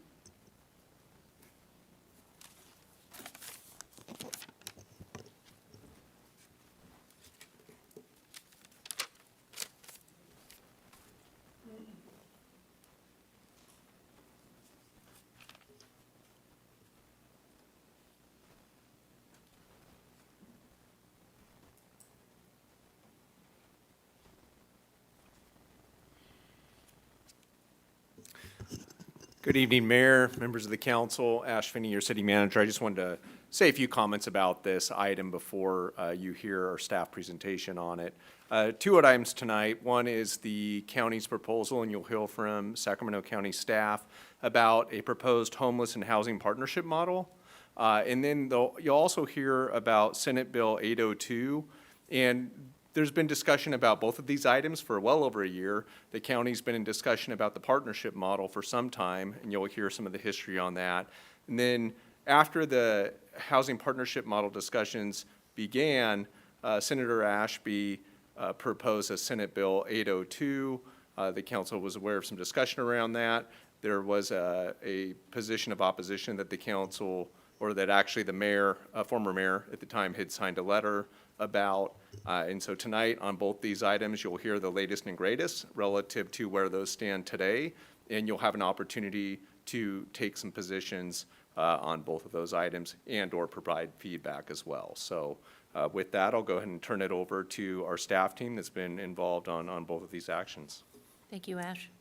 Thank you for that introduction. Good evening, Mayor, Vice Mayor, Council members. Nicole Piva, Housing and Human Services Program Coordinator with the Community Development Department. Along with me is Casey Kempenaar, Community Director of the Community Development Department. And The purpose of tonight's item is to hear a presentation from county staff regarding their recommended option, to hear a presentation on the proposed Senate bill, SB 802, and then we'll ask for you to provide direction on the city's position regarding the county's recommended option, and also provide direction on the city's position regarding SB 802. And with that, I'm happy to introduce Emily Halkin, Director of Homeless Services and Housing for Sacramento County. Thank you, Nicole, and thank you. Good to be back. Oops. As Nicole said, my name is Emily Halkin. I'm the Director of the Department of Homeless Services and Housing with Sacramento County, and it's good to be back with you. I think we were together late last fall on the same topic. Okay, so as Nicole and Ash shared, a little bit of history of sort of how we got here. As the staff have said, we've been working on addressing how we work together collaboratively with our city partners and our continuum of care for well over a year. In 2023, there was a report commissioned by the county and Sacramento Steps Forward to look at some options that were available for us. This was in part spurred by some grand jury reports at the time, but really it was more in recognition of the growing complexity of the homeless challenges we have here, new and diverging funding for these programs, and frankly some frustrations we'd heard from local electeds around the Homeless Policy Council, and of course seeing some of the impacts that at least the city of Sacramento and county had achieved through our partnership agreement. And so in early 2025, the Board of Supervisors gave the county staff some explicit direction to hold a workshop around homeless partnerships and governance. And we brought that into public session in August with the Board of Supervisors. Out of that workshop with the board in August, the board provided direction that we take the model that at the time, you'll recall, we sort of deemed option A and option B to the balance of the cities throughout the county. And it had leading up to what was the joint meeting in October 28th that some of you attended. Following that joint meeting in October and the recommendation from Mosaic Consulting Firm, and I believe that report is included in your staff report today, the county staff slightly modified our recommendation, which was approved by the Board of Supervisors in December. And again, staff were directed to come back to our partner cities to elicit the input from you on this modified model. I'm going to show it to you and go through it in a little bit more detail, but just want to point out, for those of you who recall my presentation back in, I believe it was September now, that the main difference in this current recommendation is that we use the existing administrative infrastructure that we already have with the Continuum of Care Board. This came out of the Mosaic report. They suggested using that infrastructure was wiser in the scenarios that we have now rather than creating a whole new board, especially given some of the uncertainty of federal funds. And it also revises the membership of that COC board to a majority of elected officials, but does retain seats for community members. And while it's not necessarily shown in the report, the COC also took a different model to the COC board in December that contemplated keeping the COC separate from the body of elected officials, but that model did not pass through the COC. So this is the visual of the model that was shared with our Board of Supervisors in December. Hopefully it's a little bit less busy than the one we shared in October. And I'm going to really quickly run through this with you. What this demonstrates is there's sort of three modalities of topics that are sort of at play here and who oversees each of them. The yellow column demonstrates those functions that are the responsibility of the continuum of care.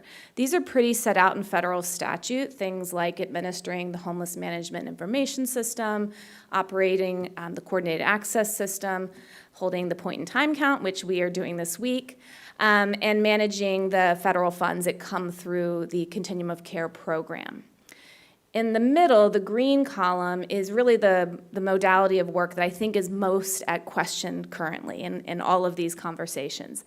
That is, who is responsible in our community to set a community-wide vision, set strategies and goals, and oversee the implementation of cross-jurisdictional efforts to prevent and end homelessness. And then the third column in blue is jurisdictional administration. These are things that I think are pretty clearly the responsibility of cities and the county. These are things like budgeting your local housing dollars, making land use decisions as they relate to housing or homeless efforts. So moving down to the rows, the current model is that the COC board really sits apart from those other two activities. I think last time we talked a little bit about who the COC board is, and I'm happy to delve more into that if needed. But just as a reminder, currently the COC board is almost predominantly non-elected officials. It was all non-elected until last month when 4 elected members, 2 from the Sacramento City Council and 2 from the Board of Supervisors, were appointed. But the current makeup of the COC board is 4 elected officials, 12 staff from the government sector, that includes law enforcement, 5 staff of various nonprofits, and those are nonprofits who do operate in the homeless and housing space in our community and oftentimes are funded by the cities and the county. And 8 what I would call community members, including folks with lived experience. So we have a board of 29 people currently. That board meets and administers the COC functions, but you can see on the right, the strategy setting, goal setting really is done independently at the Board of Supervisors as well as at each city council. And so there is no direct connection right now, or formal connection, I should say, between the COC board and the work that you're doing here at your council that we're doing at the Board of Supervisors. There certainly are ad hoc meetings. October 28th is a great example of that. There's a lot of staff interaction, but there's really no formal relationship between the work and decisions made at these two entities. So hearing the input that we heard from all of you guys over the past few months from Mosaic, we have modified to what we're now calling recommended option, which is outlined here in red, where we take the existing COC board and reconstitute it. And reconstitute it such that the majority of the members are elected officials. At this point, we're not enumerating what that board would be. Currently, the board's 29 members. That might be too large, but we would want to see at least 51% of the seated membership be elected officials from across the community. And that the balance of the board would be consistent of community leaders and decision-making roles. So this might be somebody from the Chamber of Commerce or a hospital system at a decision-making level. And this is really so that we ensure that that integration of the work that's happening in the homeless system of care with those other integral systems is really tight. With that COC board would become a Brown Act body. We'd have a number of elected officials sitting on there, and that then formalizes the relationship between what's happening at the COC board to the work that's happening at the Board of Supervisors and the various city councils. In that way, then, the COC board would also take over that role of community-wide strategy and policy setting. They would not take over administration of funds from local jurisdictions unless at some future point you wanted to consider that, but at initiation we are not considering that. But they would, by virtue of having one or more of you or other elected sitting on that, there would be that formalized relationship, much like there is on many other boards that I'm sure many of you sit on throughout the community.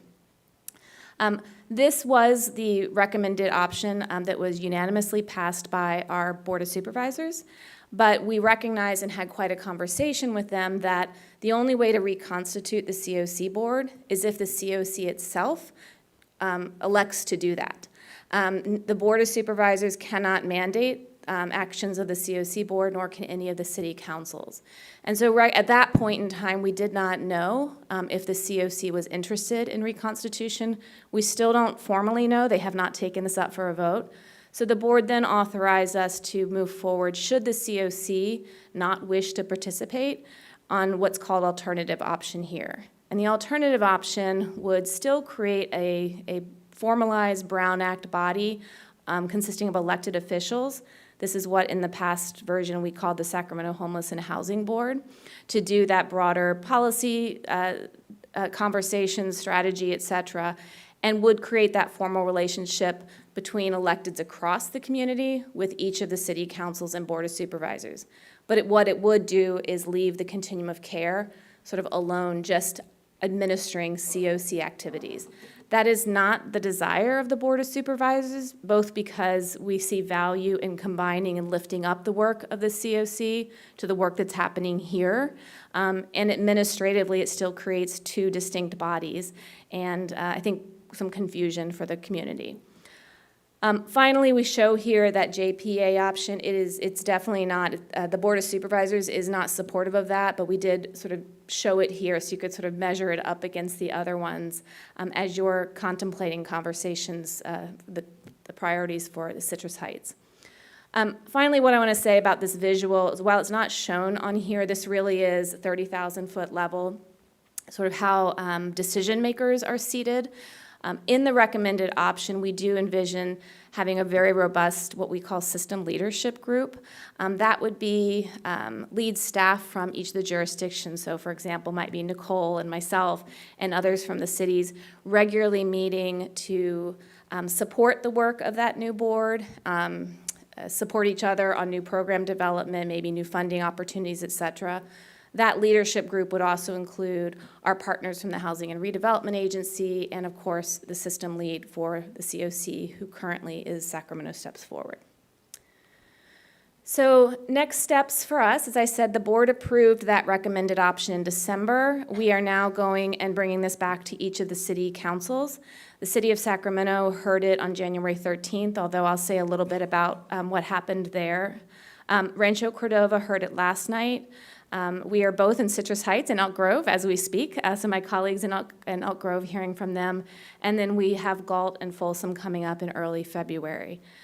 Pending the input from the other cities, we would then request the continuum of care to agendize the same model. As I mentioned before, they have not yet agendized this, so we can discern whether they are willing to partner with us. And pending their input, we would then pursue the reconstitution of the COC board, including creating the governance charters and all the documents and that would need to actually create this. One little footnote, the city of Sacramento, if you did not hear, they did on January 13th, staff did take this recommendation, the same one we took to the Board of Supervisors. The Sacramento City Council gave direction to their staff, however, to pursue a JPA and to not pursue, at this time, the county's direction. We are still very interested in working with the other cities, and so here we are tonight to hear from you. And I will certainly share out, and I'm sure Nicole will as well, how the other cities weigh in as we make our way through the next couple of weeks. So that concludes my comments. I didn't know if you wanted questions for me or have Nicole continue on. I'm open to either. What's the pleasure of the council? Do you want to ask questions now or let Nicole go forward? Let's hear from Nicole as one. Yeah? Okay, head nods. Tim? Yes, let Nicole move forward. Okay, let's hear from Nicole then. Thank you. All right, so in June 2025, Senator Ashby introduced the Senate bill, SB 802, which proposes the creation of Sacramento Area Housing and Homeless Agency, also known as SAHA. The bill would restructure the Sacramento Housing Redevelopment Agency with the goal of consolidating regional housing and homelessness programs and funding. So while this is a broad support for regional collaboration, a shared accountability, there still remains a lot of concerns and potential impacts of this bill. If it is passed, the bill would change the governance of housing and homelessness initiatives across the region. Under this bill, it would be an 11-member board of elected officials. You have 3 from the city of Sacramento, 3 from the county of Sacramento, 2 from Elk Grove, and 1 each from Citrus Heights, Folsom, and Rancho Cordova. The bill would centralize affordable housing, homeless funding across Sacramento County, reallocating local housing funds under this new SAHA to oversee and coordinate programs and funding. The bill was introduced without input from local governments, leading the city of Citrus Heights to formally opposing the bill in June. And it was based on its core pillars of local control and fiscal responsibility.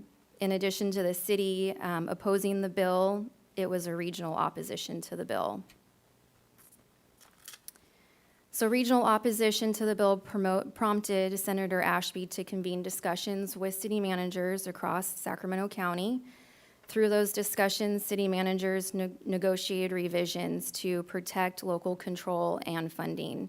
The proposed amendments preserved city authority over the Community Development Block Grant Funds, also known as CDBG.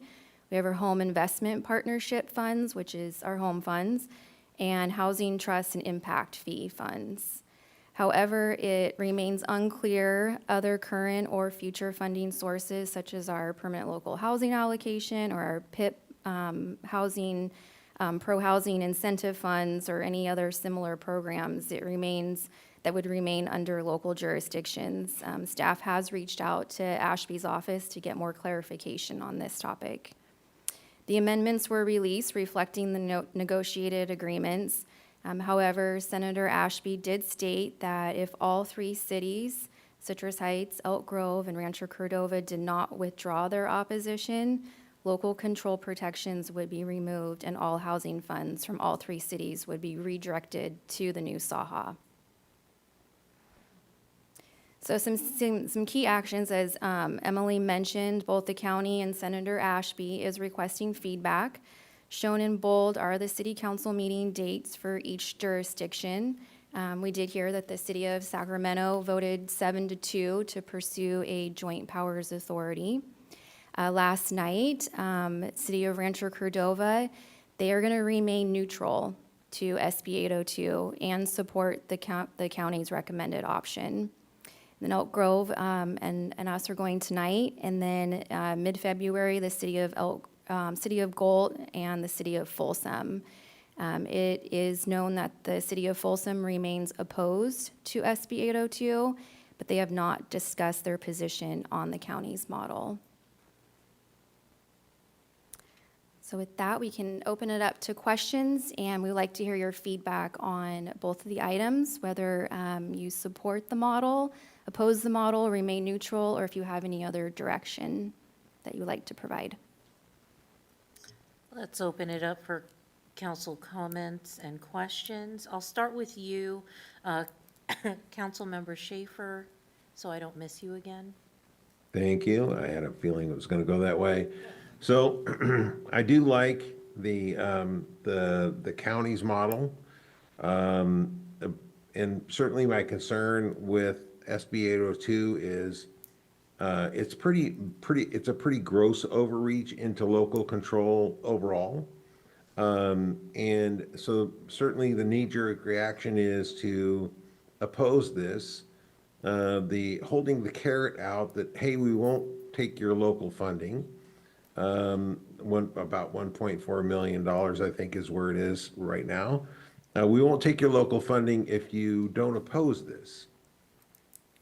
Well, I think that's a pretty empty promise in that, because I don't think, having worked in the state for years and understanding how the state works, it's only, okay, so maybe the first year they won't take it. The next year, when it comes down, ultimately the state has a budget crisis, and the timing of this I think selling out for what I think is an empty promise is not something I'm willing to do. So my position is that we should oppose SB 802 and support the county's program. And again, I want to reiterate that from a social services standpoint, I think we spend our money well. I think we use this money to support infrastructure, to support our local nonprofits, and this a vote to be neutral on this hurts them, and it hurts them in the long run. So again, I will fight tooth and nail to oppose this, because I think it's an absolute overreach on the state's jurisdiction. Thank you so much, Councilmember Schaefer. Let's go with Councilmember Nelson. Thoughts on, or anyone else who has thoughts? Thank you, Mayor. I feel like we're in an unfortunate position here where we're likely going to create a duplicative effort either way, whether there's a JPA created or if we go with the alternate option. I like the county's plan currently. I think that it would be great to have elected officials make up most of the Continuum of Care Board. I am apprehensive because we'll see if they vote to rearrange the board.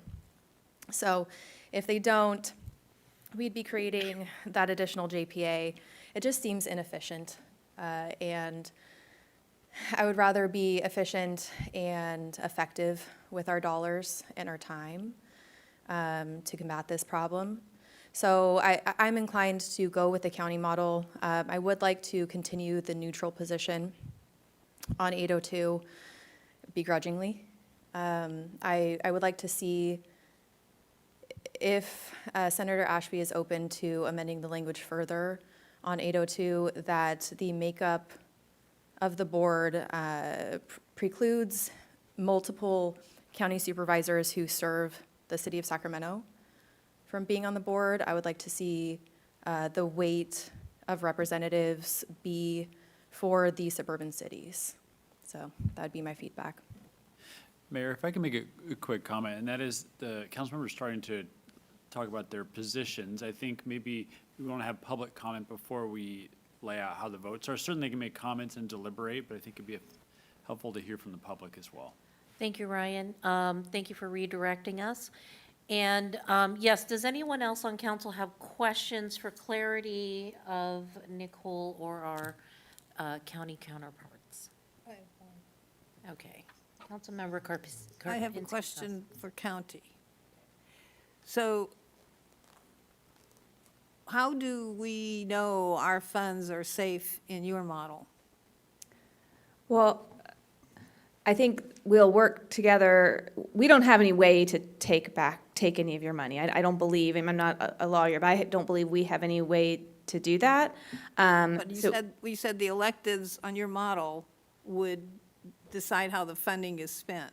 The only funding that would be at play in the county's model is the COC funding, which currently does serve the entire county. So those electeds would have jurisdiction over the COC funding as well as the the Homeless and Housing Assistance Program, the state funds that come directly to the COC. In the future, should any of the participating jurisdictions wish to divert funds, I think there could be mechanisms for that, but at the start, we are not contemplating that. I don't think there's any mechanism. Similarly, the county wouldn't contemplate initially putting our local funds into that new model. It's really more of a way, our proposal is, let's lift up the COC closer to the work that you're doing here and get more consistency and input from local electeds on the COC world, which is something we heard pretty consistently through the Mosaic report. And so what's the composition of the board? You said you don't know what it is? So we're not trying to be prescriptive here. That was something during the last version with option A and option B, I think, was concerning for some folks. The only thing that we are saying for sure is that at least 51% of the voting membership be elected officials. Doesn't mean that much, because Citrus Heights would be less than 51%. I mean, Citrus Heights would have generally one vote amongst, do you have 29 people? Well, I would recommend not Many having a of whom are not 29-person elected. board. So I just kind of have a problem diluting out the city's participation that way. I think those conversations are up for discussion. The 29-member board is in no way by statute. You could have a COC board that's 7 people or 50 people, and so I would not recommend 50. I wouldn't recommend 29. I think that we would need to work together with the COC and all the cities to determine what is the appropriate size so that there is adequate representation, not just from jurisdictional partners, but also from our community partners.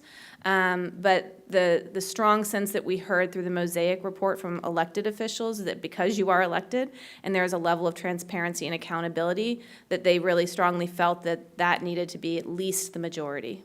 And there's a current board, the one that Mary Jane was on, that never met. What did that board look like? So, I'm not sure if you want to. Yeah, that was an advisory board that had no voting rights on the COC. Okay. Yes. So And the electeds were advising the non-electeds there? Is that what you're saying? Potentially. I mean, currently, the COC board has historically, way back when, may have had some elected officials, but as long as I've been here, has not. Just recently, there was 2 members of the Sacramento City Council and 2 members of the Board of Supervisors appointed. That was effectively because some new funding regulations from HUD required that, and they've literally been on the board for, I think, 2 months now. So that's starting to step towards electeds, but, 4 of 29 clearly is not a majority. Okay, thank you. Any further questions? Tim, you have any further questions or comments? No, thank you. All right, wonderful. Let's hear from our public. Do we have any public comment on this item? I currently don't have any speaker sheets unless there's anybody from the audience that is interested in speaking. All right, do we have anyone who's now thought I should speak on this item? Feel free to come up and make your comments known. Seeing none, let's move on. Oh, come on up. Yes, we want to hear from our youth. Thank you.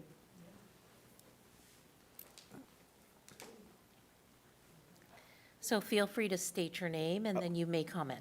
My name is Aiden Jennings. I'm from Center High School. I just had a question about the 29 members. I keep hearing a lot about the 29 members. Is there a reason why there's 29? Like, does everybody have a specific job title, or is it just like just a random number? That is such a good question, and I'm going to refer to our county partner for that intel. Yes, please. So COCs are mandated by the federal government, and the only mandate Can you is. tell him what COC? Sorry, yes, I apologize, thank you. COC is a continuum of care, which is mandated by federal statute, and it really is supposed to be representative of entities and partners working collectively to prevent and end homelessness. But federal statute does not dictate how that membership is collected or maintained, nor does it dictate how the board, who is a portion of that membership, is seated. So I'm saying all that because you see one COC board, you've seen one COC board. The 29, I think, is just how we sort of ended up here and locally. But to your question, the only dedicated seats, there is at least one mandated seat for a person with lived experience of homelessness, and in our continuum of care, there's at least one mandated seat for a youth. The balance of them could be anybody, and they have been the varied seats. So I sit as a member of, and Nicole sits as government representatives, but there's not a dedicated seat, if that makes sense. Is that helpful? Yeah. Okay. Thank you. I think that answers all for me. Thank you. Excellent. Thank you so much. Thank you for being brave. Any Mayor- other questions, comments? Yes. Oh, I'm sorry. I guess we should end public comment or continue on with that. I do have one more question. It looks like we have another question. Come on up. Thank you.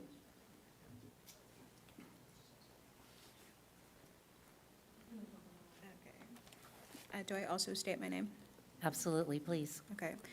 My name is Mary Rose McCoy, and I'm looking for more clarification on the involvement of COC with more of the funding, because I'm confused of whether or not they're asking for a majority of funding or if they're looking for more funding involvement in solving the homeless issue.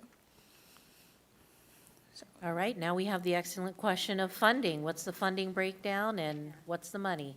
These are really great questions. So the continuum of care has jurisdiction over continuum of care funding, which comes directly from the federal government. When the continuum of care program was developed in the federal government, which was in 1994, that pretty much was the entirety or the vast majority of funding for homelessness. Most of it goes to permanent housing, and it mostly goes to sustain existing permanent housing where people who used to be homeless live. Fast forward to today, the COC funding represents only about 10% of our local investment into homelessness and housing. So part of the disconnect here is that we have this separate entity controlling, it's about $40 million a year, decisions and funding allocations for that $40 million. But we also have the County of Sacramento and all of the cities putting forward their own funding to address similar problems, and sometimes in collaboration, but sometimes not. And so the COC, the impact of the COC dollars over time has really changed as localities and the state have really upped their local investments in homelessness. And for the students, because we've been presenting on this for so much, I have many PowerPoint presentations on this, and I'm happy to share them with you because COCs are a somewhat confusing function, in my opinion, of federal statutes. So I'm happy to share those with you. If you leave your name with Nicole, we can forward you all the past board letters that we have. Look at that, you got bonus information. Yes, and that does conclude my questioning. Thank you. All right, anyone else? Catching the fever? All right, looks like we don't see any more public comment. We'll close public comment and we'll return to comments with council. Thank you, Mayor. My additional question was to follow up on the funding. Are you aware of how many representatives on the continuum of care work for organizations that receive funding from the county? I believe 5 of the 29 members currently do, notwithstanding employees who obviously receive funds by being employed. But nonprofits, yeah, there's 5 nonprofit staff. Okay, thank you. Vice Mayor? I have a list of thoughts here.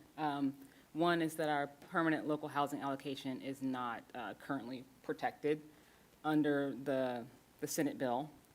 And I think that's something that we really need to kind of consider if we choose to move to neutral, is that we need to kind of protect more of our resources. Also, when I'm looking at the makeup of the proposed JPA, we need to talk about the fact that we, as smaller suburban areas, could be easily overtaken and outvoted. So we need to have like maybe a super majority voting requirement for all decisions that kind of address, where's my notes here? That allows us to allows folks not to have like dominance over our decision making, so make sure the funding is actually pieced out across the region. Also, there's no guarantee for geographic equity. I mean, at least if we're working with the county, we can ensure that we're going to get a piece of something. If we have this JPA, I sit on the Metro Cable Board, I sit on STA. I've seen when you have these majority boards and everything goes focused towards downtown. What else? And just a stronger, it was mentioned previously, but we need a stronger clarification for unfunded mandates and staffing. We already shoulder so much, and to move into a JPA and to dedicate staff time and resources, it's just not right. You know, it continues to erode our local control. I just don't see, we're as a smaller city, we are in a position where we are, I mean, we could take the risk and go with the county's model, which, I mean, I think on one hand, I feel like it's a great opportunity to see if we can make it work with our regional partners, or we also end up losing our funding. We put that up for risk, and we won't be able to service Meals on Wheels and other programs that we do here in Citrus Heights. If we take the risk and go with the senator's bill, there's no guarantee there that money's going to stay there. There might not be clawbacks and pullbacks. We're putting ourselves in a position where we are being forced, in essence, to join a JPA. And if that is what the will of the council is, we should make sure that we negotiate as strongly as we can to make sure that our residents don't feel that impact, or we lessen that impact as much as possible. Vice Mayor, I appreciate all of your comments. Do we have any further comments? I hope so. Okay. One thing missing from your timeline is that somewhere before, right before the meeting with city managers, she met with all the mayors. And I attended at her Senate office along with the mayors of all the cities, including the mayor of Sacramento. And one thing was clear to me, because I had never really met Senator Ashby before, is her passion for this subject. When she was elected to city council, back when she ran for city council, she ran on a platform of dealing with homelessness. She was appalled at the grand jury reports that showed that it wasn't making that much progress. And so her passion to solve she wasn't trying to get at the city. She was really trying to come to find out what can be done where the county is spending $418 million, and it hasn't looked any better. And, generally over the county with all the sources of funding. And so I felt we gave her input sitting there in her office that she right then and there changed, such as the alternate would be another elected official and not a staff person, so that the jurisdiction still had the governance model. She then, she knocked a lot of stuff out of that original bill. And then she met with all the city managers, and I want to commend our city manager for, talking to her at the wee hours of the morning before our presentation on the state capitol steps. And we had some concerns, and she, one by one, was really working on them. I think she was trying to get us to a neutral or a non-opposition. She was trying. And she said, okay, well, I'll let you guys come up with something, but I'm going to reintroduce this bill this year, and that's why we're looking at it. So now she says if we don't go neutral and we oppose, and the bill will pass without our, she will knock out all those concessions that she had made in her amendments. So I'm not inclined to oppose this bill because should it pass, we are stuck, I'm sorry, Tim, we are stuck with losing all of our funding. She'll take all that funding and she'll just put it in a pot. So that's the threat she's given us, which I don't like to be threatened, but on the other hand, clout is clout. And so we don't have the clout she has. So I'm inclined to go neutral on her bill, but to try every effort to get her to put in the recommendations that Councilmember Nelson had about the constitution of the Board of Supervisors that don't overlap with the City of Sacramento, and Councilmember Middleton. I really like that supermajority need when funding is, because they can't take our funding then, because those are the people that are going to decide where the funding is going. And so they can say, no, Citrus Heights, you keep yours. I mean, this is, and Elk Grove, I know, wants to keep their funding. Rancho wants to keep their funding. And so nobody wants to be the opposition and lose their funding. And so I say take a neutral position on 802, work for every little, concession that we've got to preserve our money, and we can. She will do that. And anything else that, our council members have put in as input, because I think they're all good ideas. And I don't like the county model. I think that I served on the 20-year Board to End Homelessness, and it was full of non-electeds who don't understand governance. They understand the needs and where the money, where I want this and I want that, and it's just a bunch of people who didn't really have a common goal. But a lot of them serve their own. And she said you got 5 nonprofits serving themselves. I'm not happy with non-electeds. I think elected people, they have more of a fiduciary responsibility to the people they represent, and the other people do not. And so I kind of don't like the county layout. I don't like, to have a homeless person on this, fine, but to say the majority would be 51% is nothing. I have another comment, Mayor. Yes. Councilmember Karpinski-Costa, you're absolutely right. And I don't want to be the holdout to keep other jurisdictions from being able to receive their funding. I think it's a really not great place to be in. It's very punitive.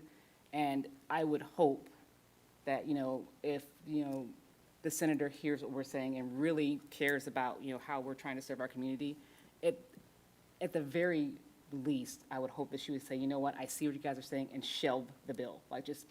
Well, that would be nice. I know that's a long shot.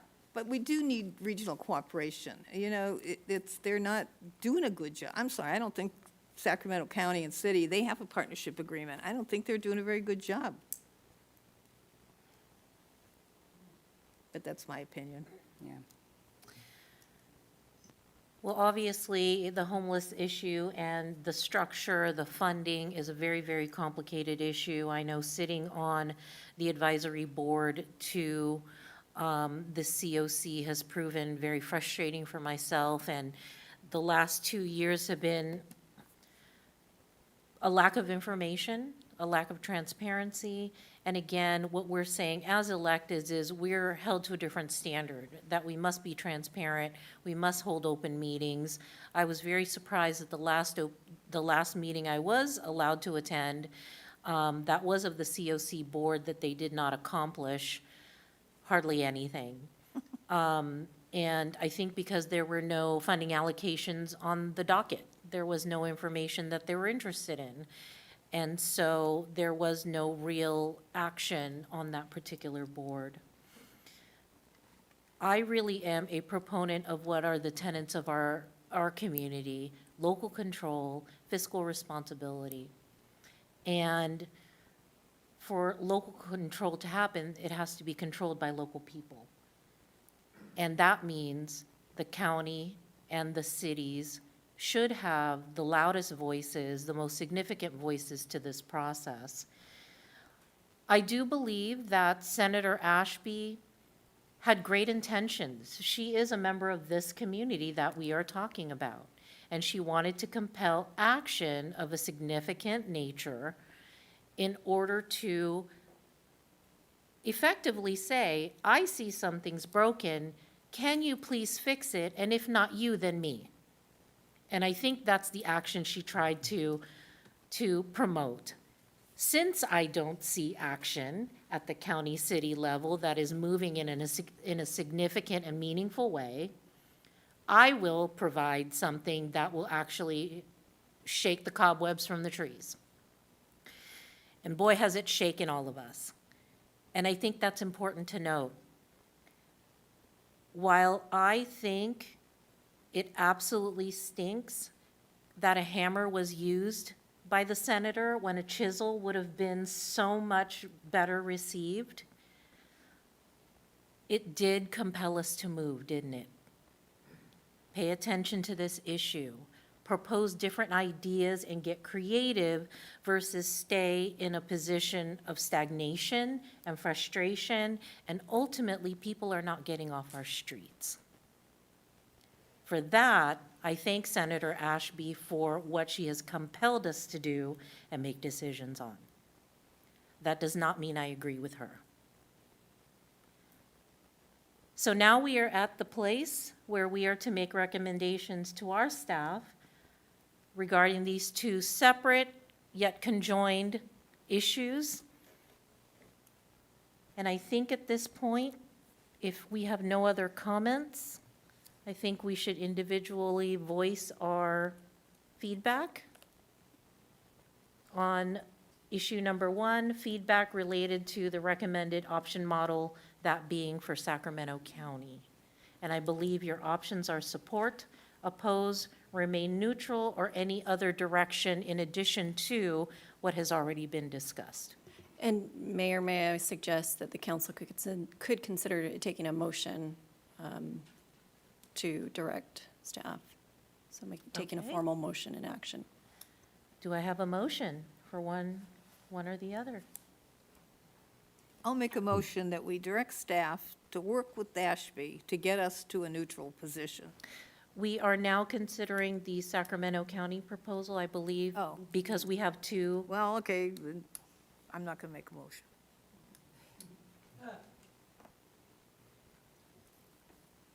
Out of respect for our county board of supervisors and the great work that they do in our community, I'm going to make a motion that remain neutral. I'll second the neutral motion. Okay, we have a first and a second.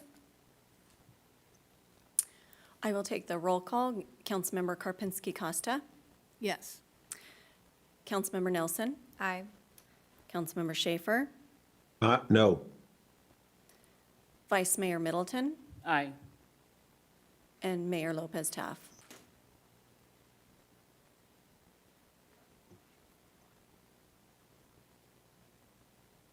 Aye. Okay. The ayes have it for remaining neutral on the county proposal. Let's go with the next action. Then I'll go back to my motion that I don't want to be neutral as is, so we work towards neutral by getting more negotiated terms that favor preservation of our funds, voting equality, what was the other, the funded mandate, because that was in there, but make sure it's clear, it's in there, that the mandate is funded so that staff time and whatever time we have to put into that JPA, if it's ever forced upon us. Did I miss anything for motion? Okay. Anyway, I make that motion that we work towards neutral. Yeah, if I may, I mean, other council members, I'd be interested to hear you weigh in. I mean, I heard some comments earlier that I collected in our notes. If you'd like me to repeat some of those, or if you'd like to continue your discussion, Mayor, that's up to you. But I would like to make sure that I clarify a few things before you take your action, but I don't mean to interrupt either. No, this is the perfect time. Ash, go ahead with your list so that we can make sure that Everything's all our on it, thoughts yeah. are included. One, I heard that there's still questions around the PHLA funds not being secured. What I would propose is, whatever your action is on this, that we speak to, all local funds around this issue that we currently receive, and future funds, that those be protected and allocated as they currently are to the city of Citrus Heights, and that we maintain local control over how those funds are administered. So that would be one. The other thing that I heard Councilmember Middleton raise is this supermajority voting requirement. So that's another item that I heard the Councilmember Middleton raise. So that would be something that, as an entire council, that you would want to see that you concur with that. The other thing that I'd heard was the notion of the 3 county board members that are envisioned in that JPA. If 2 of those were largely City of Sacramento, and you combine those with the other 3 from the City of Sacramento, that would be a pretty heavy weight towards that vote. So maybe the supermajority gets at it, or the notion that 2 out of those 3, or all of them, need to have a boundary with the other suburban jurisdictions that are members of the JPA. So I think that maybe we could offer a couple of solutions there potentially, for her to consider, to address the concern of the city council. The other thing. Specify the district numbers, because the supervisors serve by district numbers. Right. And you could specify which districts overlap the cities. Yeah, absolutely. So I think if the council, it's the pleasure of the council, you could say supermajority, or you could say supermajority and/or, this district number that overlaps with the affected suburban cities. So those would be a couple things that I'd like to get your feedback on as part of your final action. And then the unfunded mandates for staffing, to look for her to find an avenue to provide some funding and address that concern that, continues through state legislation that gets handed down to local jurisdictions without funding. I also heard that to shelve the bill, please. Allow the city to continue to work with Sacramento County and our other cities in our region to work on other solutions. This bill is unnecessary and premature, and we could ask her to shelve the bill as part of whatever action you take. And those are the comments that I had written down.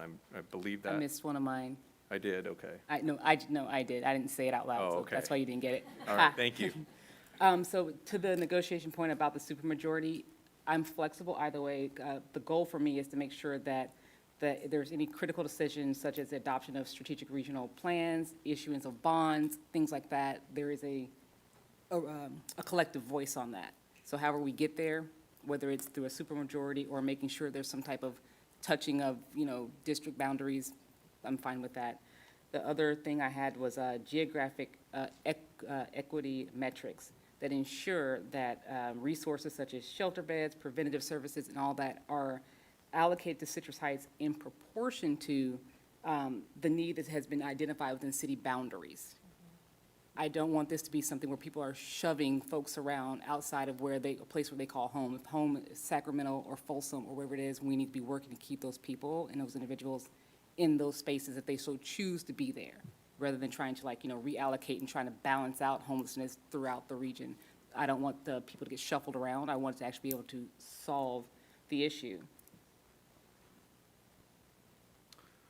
So what I hear there is also a comment back to the senator that ensure that within that legislation there is Would that be a a measure that preference? speaks to geographic equity relative to allocation of existing populations of origin or something along those lines. There's no point in doing a point-in-time count and finding out how many unhoused individuals are in my city if we're not going to actually have the resources to do Correct. something about it. I think I definitely understand where you're going there, and we could come up with some language on that. Okay. So for the feedback to Senator Ashby, it sounds like, Ash, you have a laundry list of items that we will include in a letter. Now, the content of that letter, are we having to vote on? Help me out here. Can I offer, Mayor, can I offer a comment here? I mean, I really, really hope you guys are right and that our current funding is protected. Can we get something in writing on that? Can we get something that says our funding is protected for 30 years or 55 years? I know the state can override that and rewrite it again, but it would make me feel a lot better if there was a clause in there that says, yes, we're willing to participate. You have promised us that you will not touch our local funding. But I want to see that, a clause in there that says, But on the balance, For 55 years. if the supermajority is voting on that funding, and we know that the other city jurisdictions feel the same way we do, because they want to protect their funding, and you're not about to vote to get rid of theirs, because they'll vote to get rid of yours. So you kind of work as a team with all of the smaller jurisdictions, and that's why she wanted to give she gives Elk Grove 2 seats. So that works us up towards a good majority, towards it, at least, almost. If I can ask a question, Mayor. Councilmember Schaefer, what I believe you're getting at is some sort of provision in the actual language of the bill that speaks to not only is this funding preserved now, but it's going to be preserved, you could say in perpetuity, for instance. you could say in perpetuity. I was just thinking about some of the affordable housing provisions basically say, that has to remain affordable housing for 55 years or for a specific period of time. And I just think it needs to be long enough to sort of, all the people that are around today who made this promise, that are keeping that promise for our lifetimes anyway. I hear the spirit of the comment. I think that I would look to draft some language that speaks to something like in perpetuity and see how they respond to that. Sure. And well, I'll put it this way, it's very telling if they will not agree to that. All right, so what action do we need to decide on at this stage? Well, it's really the pleasure of the council. So what we would look to the council to do is to take a motion on whether, currently the position is opposition. So if you wanted to oppose a bill, you could speak to, I want to oppose the bill and amend it to include the following language. If you wanted to take a position in neutrality, you can say, I'd like to take a position in neutrality subject to the direction we gave the city manager to work with the mayor, for instance, on drafting a letter to be delivered on behalf of the city. Similarly, if you wanted to support 802, then you could take that motion as well and include these provisions in a letter of support. So it's really the pleasure of the council on what motion you want to make. And I would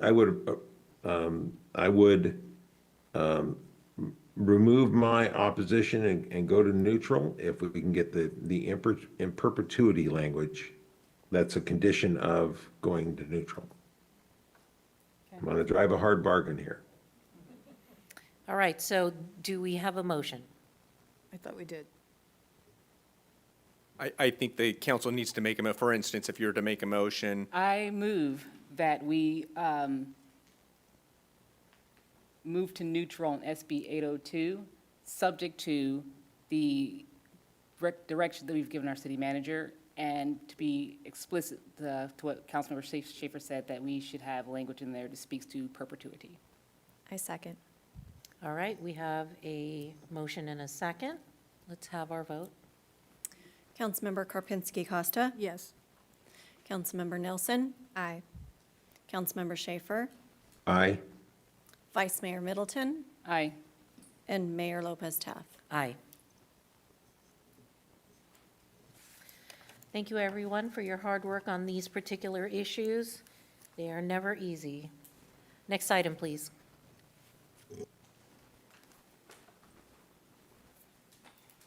The next item is Department Reports, number 10. The subject is Annual Communications Update by the Economic Development and Community Engagement Department.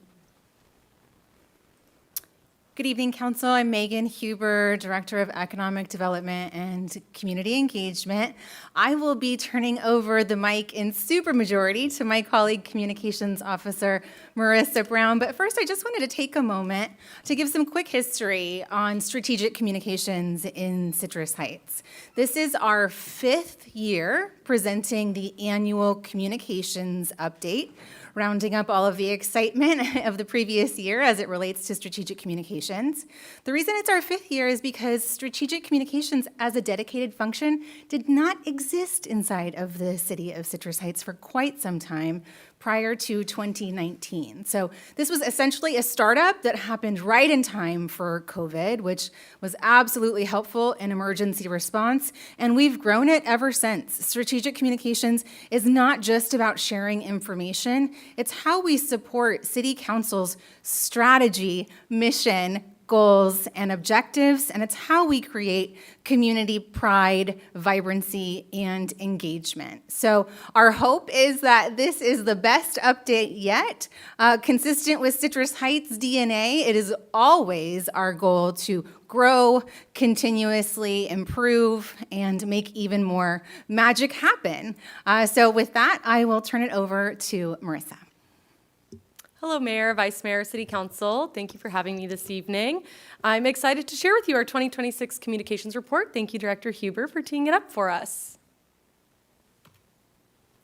Let's see. There we go.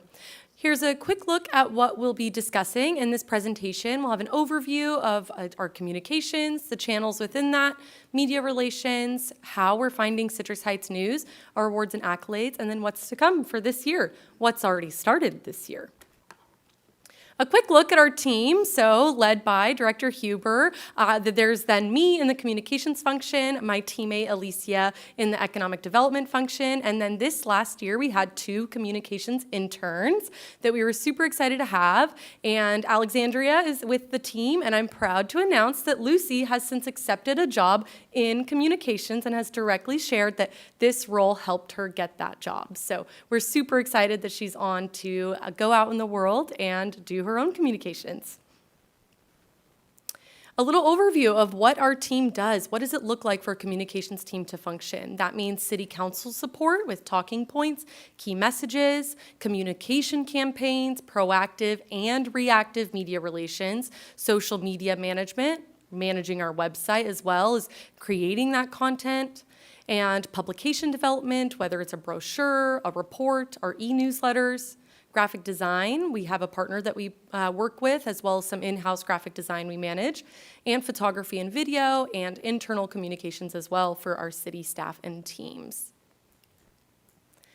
When people ask, how can the communications department help me? This is what I like to show them. It's a quick, easy way to see what the communications department does and functions as with our communications menu. So you can see we have some awareness features, a flyer, maybe a news flash, which is essentially our press release notification system, as well as education through our newsletter and videos. And then to sprinkle a little extra on top, we have some dessert, which is getting people to engage with the content and encouraging them to participate in more ways than one.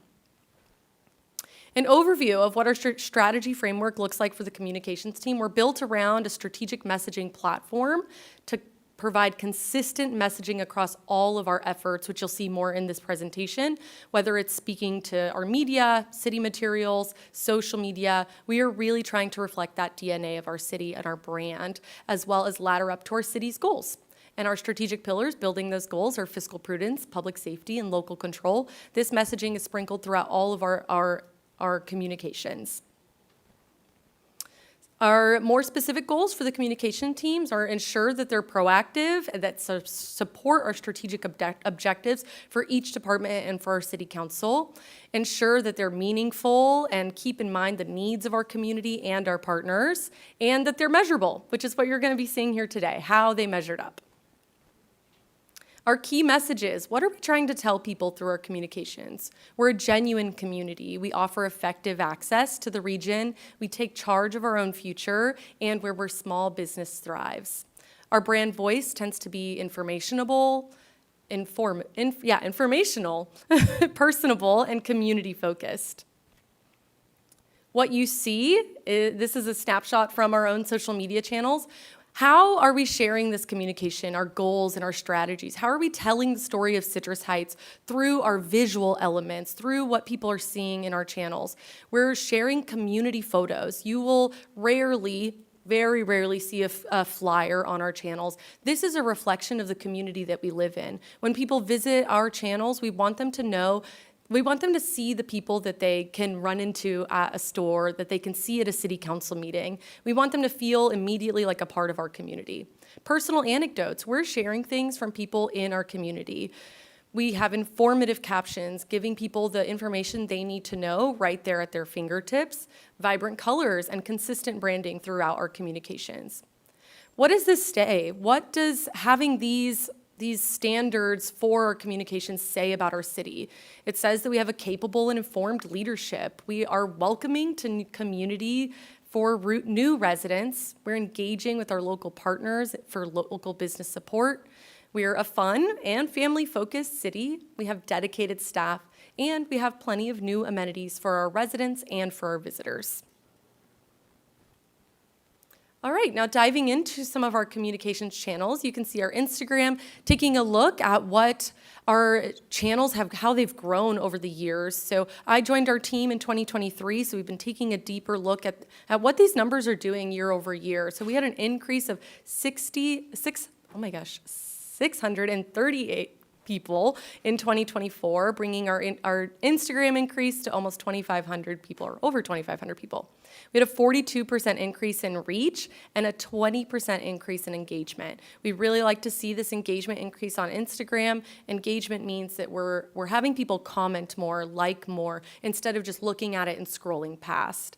And a quick look at our audience. We do have a majority of women in our audience and a majority of people from Citrus Heights. That means our content is reaching the people in our own community. A look at Facebook, we had an increase of 1,000 followers and an increased reach of 80%. So reach, just as a standard measurement, is anytime we're reaching people, whether they follow us or not. So maybe somebody is sharing our content to their own followers, then our reach expands. So this engagement number informs that as well. We had an engagement question as you go along. Absolutely, yeah, Because absolutely. I'm not a social media. How do you know on Facebook where they're from? Does it say? Yes, Facebook will give you demographics for your followers. Okay. Oh. Yeah, which is great tool. We did see a decrease in engagement on Facebook, which I am seeing as a positive because engagement can be both ways, right? We can see the positives and the negatives of engagement. We can see the yay, go city team, and we can see the other side of that. And so a decrease in Facebook, we do tend to see more comments on Facebook than on some of our other channels. So I'm actually okay with this decrease in engagement because it likely means that we're giving more straightforward information, answering more questions versus insinuating a response out of people. And we like that. Our channel on Facebook as well, majority Citrus Heights and a majority women. Twitter and LinkedIn. Twitter is a tool that we use to make sure that we have the channel is active when we need it. I often find that people aren't maybe getting their city news from in the moment, their day-to-day, like when's the event happening from Twitter or X, but they are going to come to Twitter in the case of an emergency, in the case of a communications crisis. When things feel like they need more frequent updates, Twitter X tends to be the platform for that. So we do like this channel to be active, to be updating on a frequent basis. We post all of our communications on Twitter as well. And then LinkedIn, a resource for professionals, for businesses, entrepreneurs coming into our city, maybe people who are looking to employ at the city of Citrus Heights. We did have an increase in that channel as well. And an audience from the greater Sacramento area as well as the San Francisco Bay Area. I know that our job offerings reach a lot of different people, maybe looking to relocate to the area, so that could be a reason why we're having some people from the San Francisco Bay Area to our channels as well. Our top posts on Facebook and Instagram for 2025. For Facebook, it was the Habitat for Humanity announcement, letting people know that applications were opening and 26 homes were coming to Sayonara Drive. And on Instagram, we shared a really fun business video highlighting Black Sails Coffee, welcoming a new business to Citrus Heights, and encouraging people to go attend. These videos have done really well on our channels. People really like to see it in a way that makes it feel like they can go into that shop and know what it's like. So this one had great traction as well. Social wins. We had over 2 million impressions. That's 2 million people seeing our content in some regard. So similar to Reach, they're getting it on their feed. Maybe they don't follow, but the algorithm is popping up in that. Maybe they engaged with the Citrus Heights Chamber of Commerce account, and the next time on their feed, it was the city of Citrus Heights. So these are people within our sphere who are getting our content in their atmosphere in some way or another. Our engagement rate was at a 7.1%, which is a great engagement rate. Our posts across all channels, almost 700 posts. That's 700 new things for people to hear about, or reoccurring things that we want people to stay informed on. And 1,800 new followers across our channels. I also included a few comments from our social media from our supporters, which are always nice to see. I know these are always fun in my inbox to have pop up.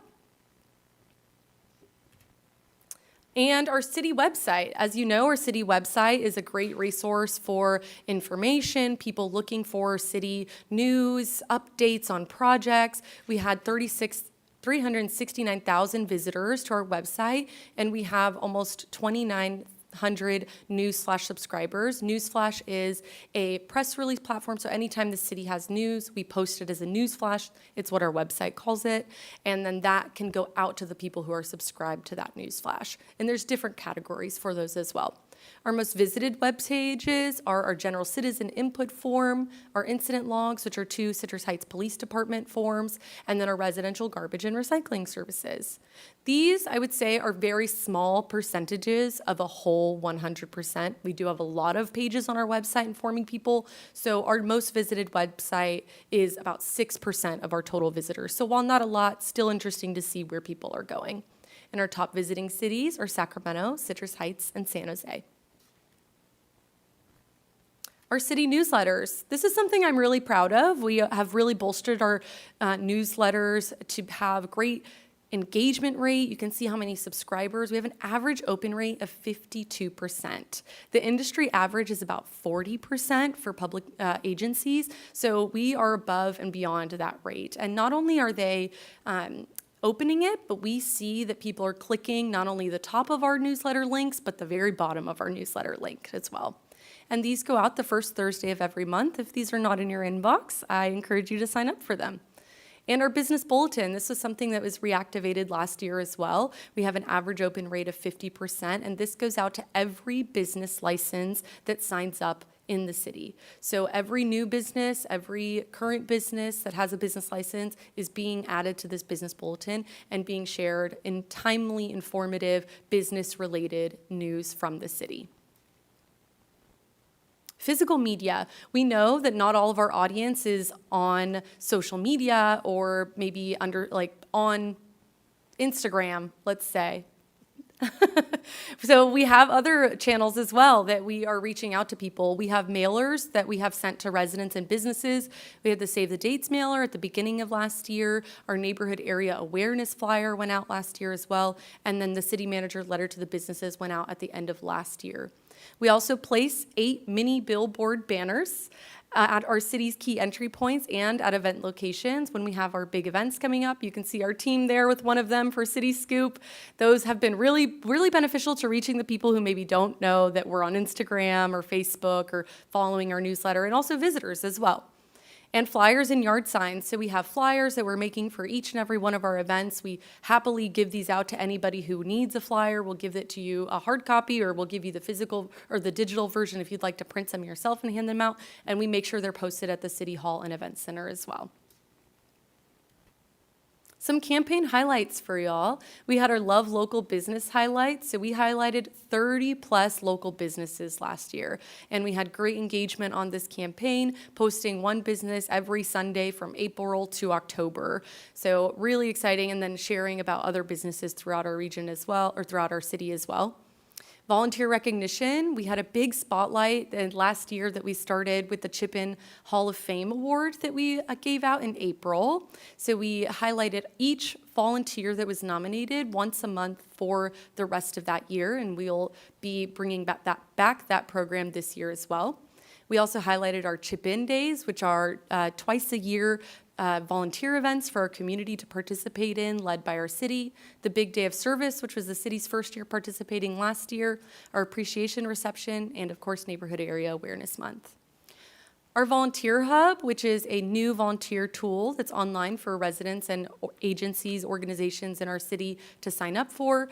We have 317 participants and 23 participating organizations. So they go on there, they add their events that they need volunteers for, and then they have signups by the participants that are on this site.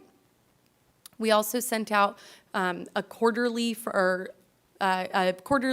the desk of the city manager. We covered roads, the Sunrise Mall, and civic engagement. So this is from City Manager Feeney, and sharing about recent topics and relevant topics for our city to get updates on. Our email subscribers, our newsletter subscribers get those ones. And we share about them on social media as well, make them available on our website. Some more campaign highlights. We do share city council proclamations. So every time we have a proclamation here, you'll often see me taking a photo or asking more questions. So we highlighted 28 city council proclamations and presentations last year. We do these on the Fridays after council, and we share them so people know what our city council is talking about and recognizing and what they should be celebrating in our community. We also talk about our capital improvement projects. People often have questions about what's going on in the city with our general services team, and we highlighted 17 projects from them last year, talking about things ranging from goats in our city to our Auburn Boulevard Development Project, Complete Streets Project, and our Transforming Our Roads campaign, which was a big success. Absolutely. And just to pause here to talk a little bit about the Transforming Our Roads campaign, it's a really significant example for our communications team of why us listening is so important, especially to council and community feedback. If council might recall, this came up as a topic of conversation during our previous round of strategic planning, where it was expressed that even though we have so many great things happening in infrastructure with our 3-year pavement strategy and exponentially increasing our paved Centerline miles, it's still really difficult to effectively deliver that success news to our community because it's not always where they're looking. So the Transforming Our Roads campaign is really an example of how we heard you and designed a campaign to help overcome that. So this campaign We took a really sharp pencil to it to design key messages so that we can more effectively communicate our infrastructure successes and future plans to our community. And that includes the timeline and all of the great projects coming up. That includes budget information, not only how roads are paid for, but how Citrus Heights is one of the only cities or jurisdictions in the region using general fund dollars to fund those projects. It also talks about why we don't see projects happening all the time, because we have a rainy season and we need the sun to be out and for pavement to cook to make good roads. So that was a goal for this campaign, and that was directly because of your feedback. So listening is a continued goal for us, and we always have open ears to both you and the community about what we can communicate and more effectively communicate. Thanks, Megan. And our last campaign highlight for 2025 is our community development team. So we shared about the Habitat for Humanity, which you saw was one of our top posts, their permit-ready accessory dwelling unit, Tree City USA, and pro-housing designation. Media relations. So a huge part of communications is engaging with our news partners, whether local, regional, or sometimes even not in our region. I remember when I first started, we had an inquiry from the LA Times. So we fielded 129 plus media inquiries directly to our team. We had about 6,300 media mentions.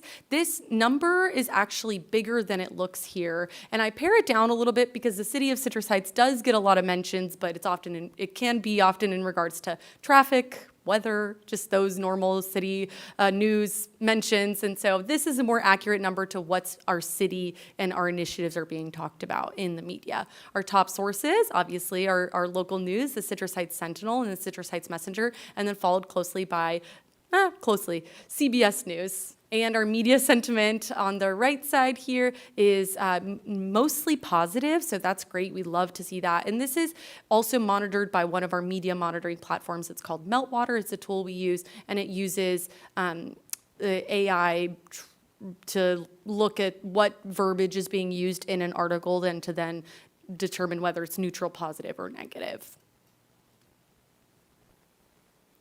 You may be wondering, how are we finding this Citrus Heights news? We know where our media partners are finding it, but how is the city finding it ourselves? We have a great toolbox of resources available to us and steady, consistent means of getting this information to us so then we can share it out. We have an external events calendar with community-populated events, which we do a monthly social media post for and a section on our newsletter. This is making sure that we're informing residents and visitors not only of what the city is hosting, but what events is our community hosting? How can you get more involved?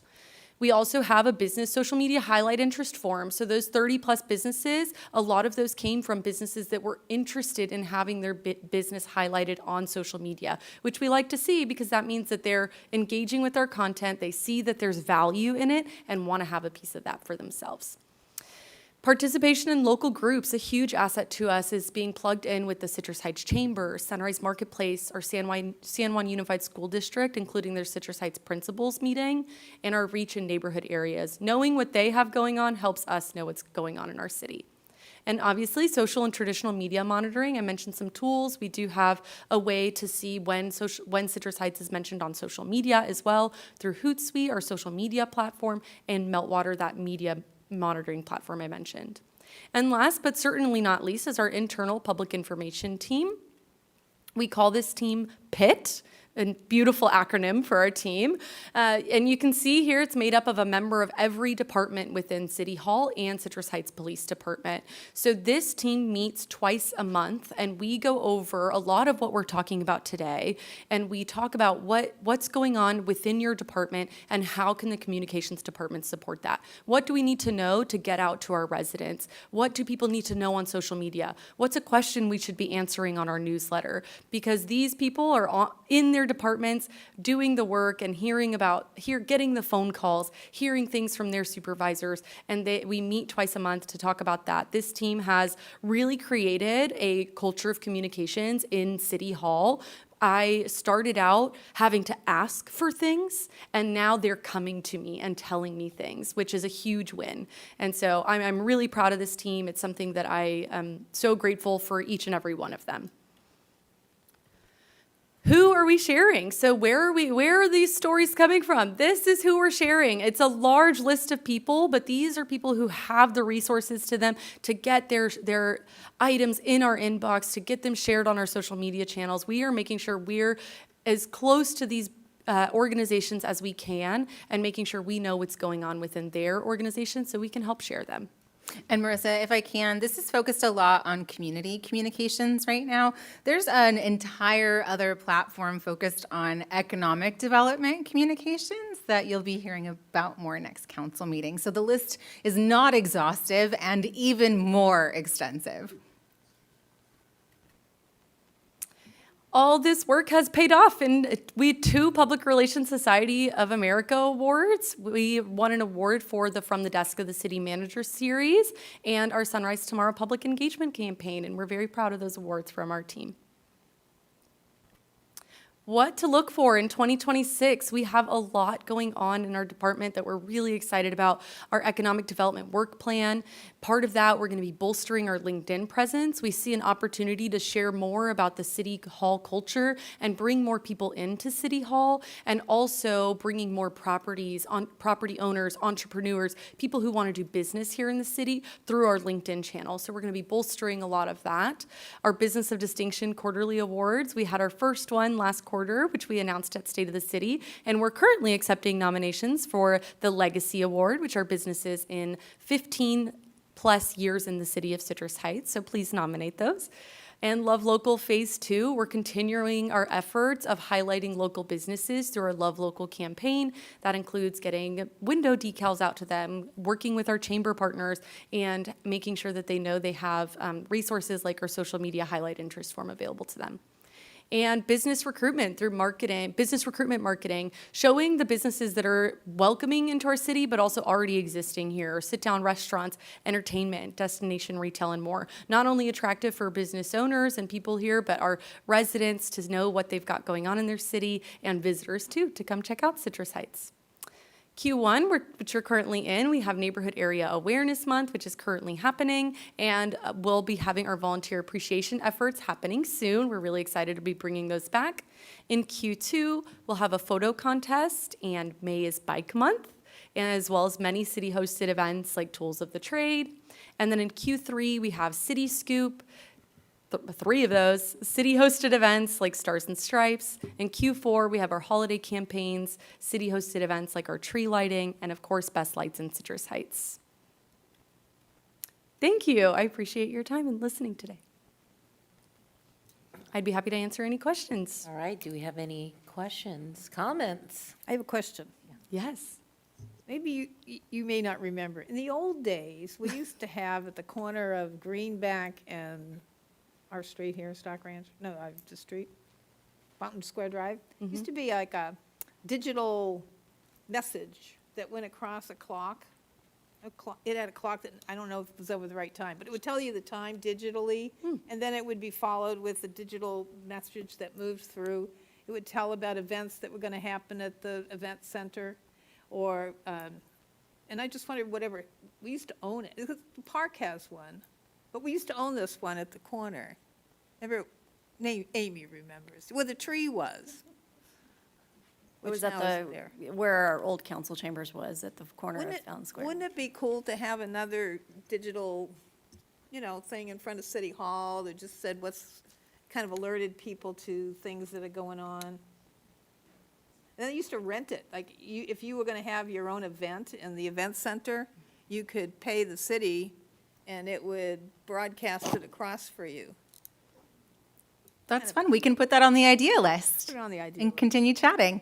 And somebody, generous might buy it for you, you never know. If we ask nicely. Any other comments? Yes, Mayor, thank you so much for everything. I love your enthusiasm, your energy that you bring to these reports. It's clear that we're getting great messages out there far and wide. So hats off to you. Good job. Thank you, Councilmember Nelson. I want to echo that, you have the most enthusiastic team award, as far as I'm concerned.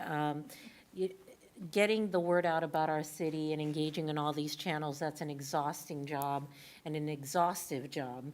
And so you've done really, really well just by your evidence of growth and engagement. So thank you for all of your efforts. I look forward to another great year.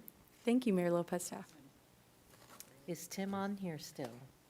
Tim, would you like Yeah. to chime in for a moment? Mayor, he is no longer on. All right, meeting with us. wonderful. Okay. Well, thank you very much. Thank you. Next item, please. Our next item is city manager item. Well, good evening, Mayor, Vice Mayor, members of the council. I do have a few updates for you, but I also want to just take a moment and just recognize we had some pretty meaty items tonight that your council was grappling with, and there was a lot of work into the staff reports and the presentations, and I just want to thank our team for doing a great job on putting those together. And you just heard about the communications work that happens too, which definitely is a big lift. So thanks to the team on those efforts. And for city manager updates, the first one I want to talk about is Big Day of Service 2026. So Big Day of Service, the community interest meeting will be held on January 29th at 5:30 p.m. This is at Sunrise Community Church in Fair Oaks. And Big Day of Service, this is a joint event that the city of Citrus Heights participates in with also Fair Oaks and Orangevale. So really kind of from a community standpoint, our larger community, it's a great opportunity to come together and work on service projects of mutual interest. So if you have an interest in volunteering, and I know that it's a big focus for our mayor, this is a great event to turn out to. We also have our Sacramento Fire Department, which will be doing their Fill the Boot Boot Drive Safety Fair.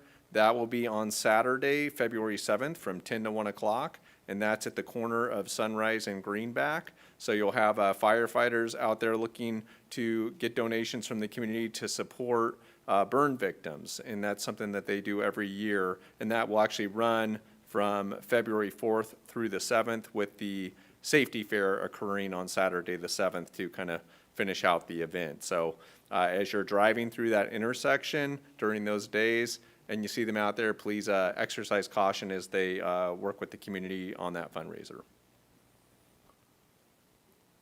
And on Tuesday of this week, SACOG, the Sacramento Area Council of Governments, went ahead and celebrated adoption of the regional blueprint. And so that was held on Tuesday. I know our senior planner, Allison Bermudez, was there. We thank her for attending that and representing Citrus Heights. And it's good for us to have representation because Citrus Heights has very successfully worked with SACOG. Especially in recent years, our staff has really delivered for the community on getting a number of projects funded through SACOG. And also I want to put a shout out to our SACOG board member, Councilmember Schaefer, who has continued to advocate for Citrus Heights and Citrus Heights projects as well. You can see some examples that are listed here in the blueprint. I mean, we've got our Sunrise Tomorrow specific plan, which all of the council's been clearly involved in. Complete streets on Auburn Boulevard and also on San Juan Avenue. San Juan, that first phase is complete. We're going to have that phase 1A, as they call it, that will take us up past Chesling here starting, I think, next year. So that is forthcoming as well. And then we have our trails, of course, the trails that our community is enjoying right now, and more to come. SACOG's been a big part in all of that and has been, we're grateful to their staff and also the SACOG board's support for all of our Citrus Heights projects. So just wanted to highlight for our community members that would like to see the blueprint, that it is available, and also for our council as well. I know you're up to speed on that, but certainly it's there for the community. And that concludes my updates. Thank you very much, Ash. All right, it looks like we've arrived at items requested by council members, future agenda items. Do we have any requests? I do. Okay. All right. I have noticed in this week that SPUD is trimming trees to save their lines, but they're not arborists. And so I was just wondering if they have a what for and how to in their approach to trimming trees. I know some of them are on private property, some of them are on public property, but they just go down the line and the truck just trims. And I just wondered if we could have SMUD tell us their process and how they go about directing the work to be done. Because we are a tree city, and I hate to see trees destroyed because somebody doesn't know what they're doing. Yeah, I'd like to see that as well. Okay, so we've got 2 council members that are interested in seeing that item. What we will do is we'll reach out to our contacts at SMUD, and we'll ask that they come and make a presentation about that program, and also hear your feedback on things that you might want them to be considerate of here in our community. Okay, thanks. And thank you, Portia. Of course. And I would like to see if I can get any support to bring back a resolution for the city council to consider supporting Congressman Bera's National Day of Play. And the goal of that is to elevate the critical importance of play in child development, health, and education. And it just supports the universal right for kids to have fun, but I also think that we should do it too and have fun. I Going think we outside should and playing we is should have a great. Play day. Yeah, Yeah, I'd support that. okay. Yeah, that'd be good. We'll make sure we bring that item back as well, and we'll coordinate with Council or Congressman Bera's office as we bring that item forward to make sure that they know it's coming before your council. Okay. And Madam Mayor, I'd like to, when we're done with that item, Yes. I'd like to suggest that we close our meeting in memory of David Shelton, who used to sit right there I don't think he ever missed a council meeting, and he passed in December. Well, I appreciate that, that sentiment, and we learned something new, where we will stand in celebration of an honoree. So that new activity is standing and giving them a standing ovation as we close our meeting. So I would like to do that, so let's. And I think David would appreciate it. Yeah, let's honor our one of our residents who passed recently, David Shelton, with a standing ovation. Thank you, everyone.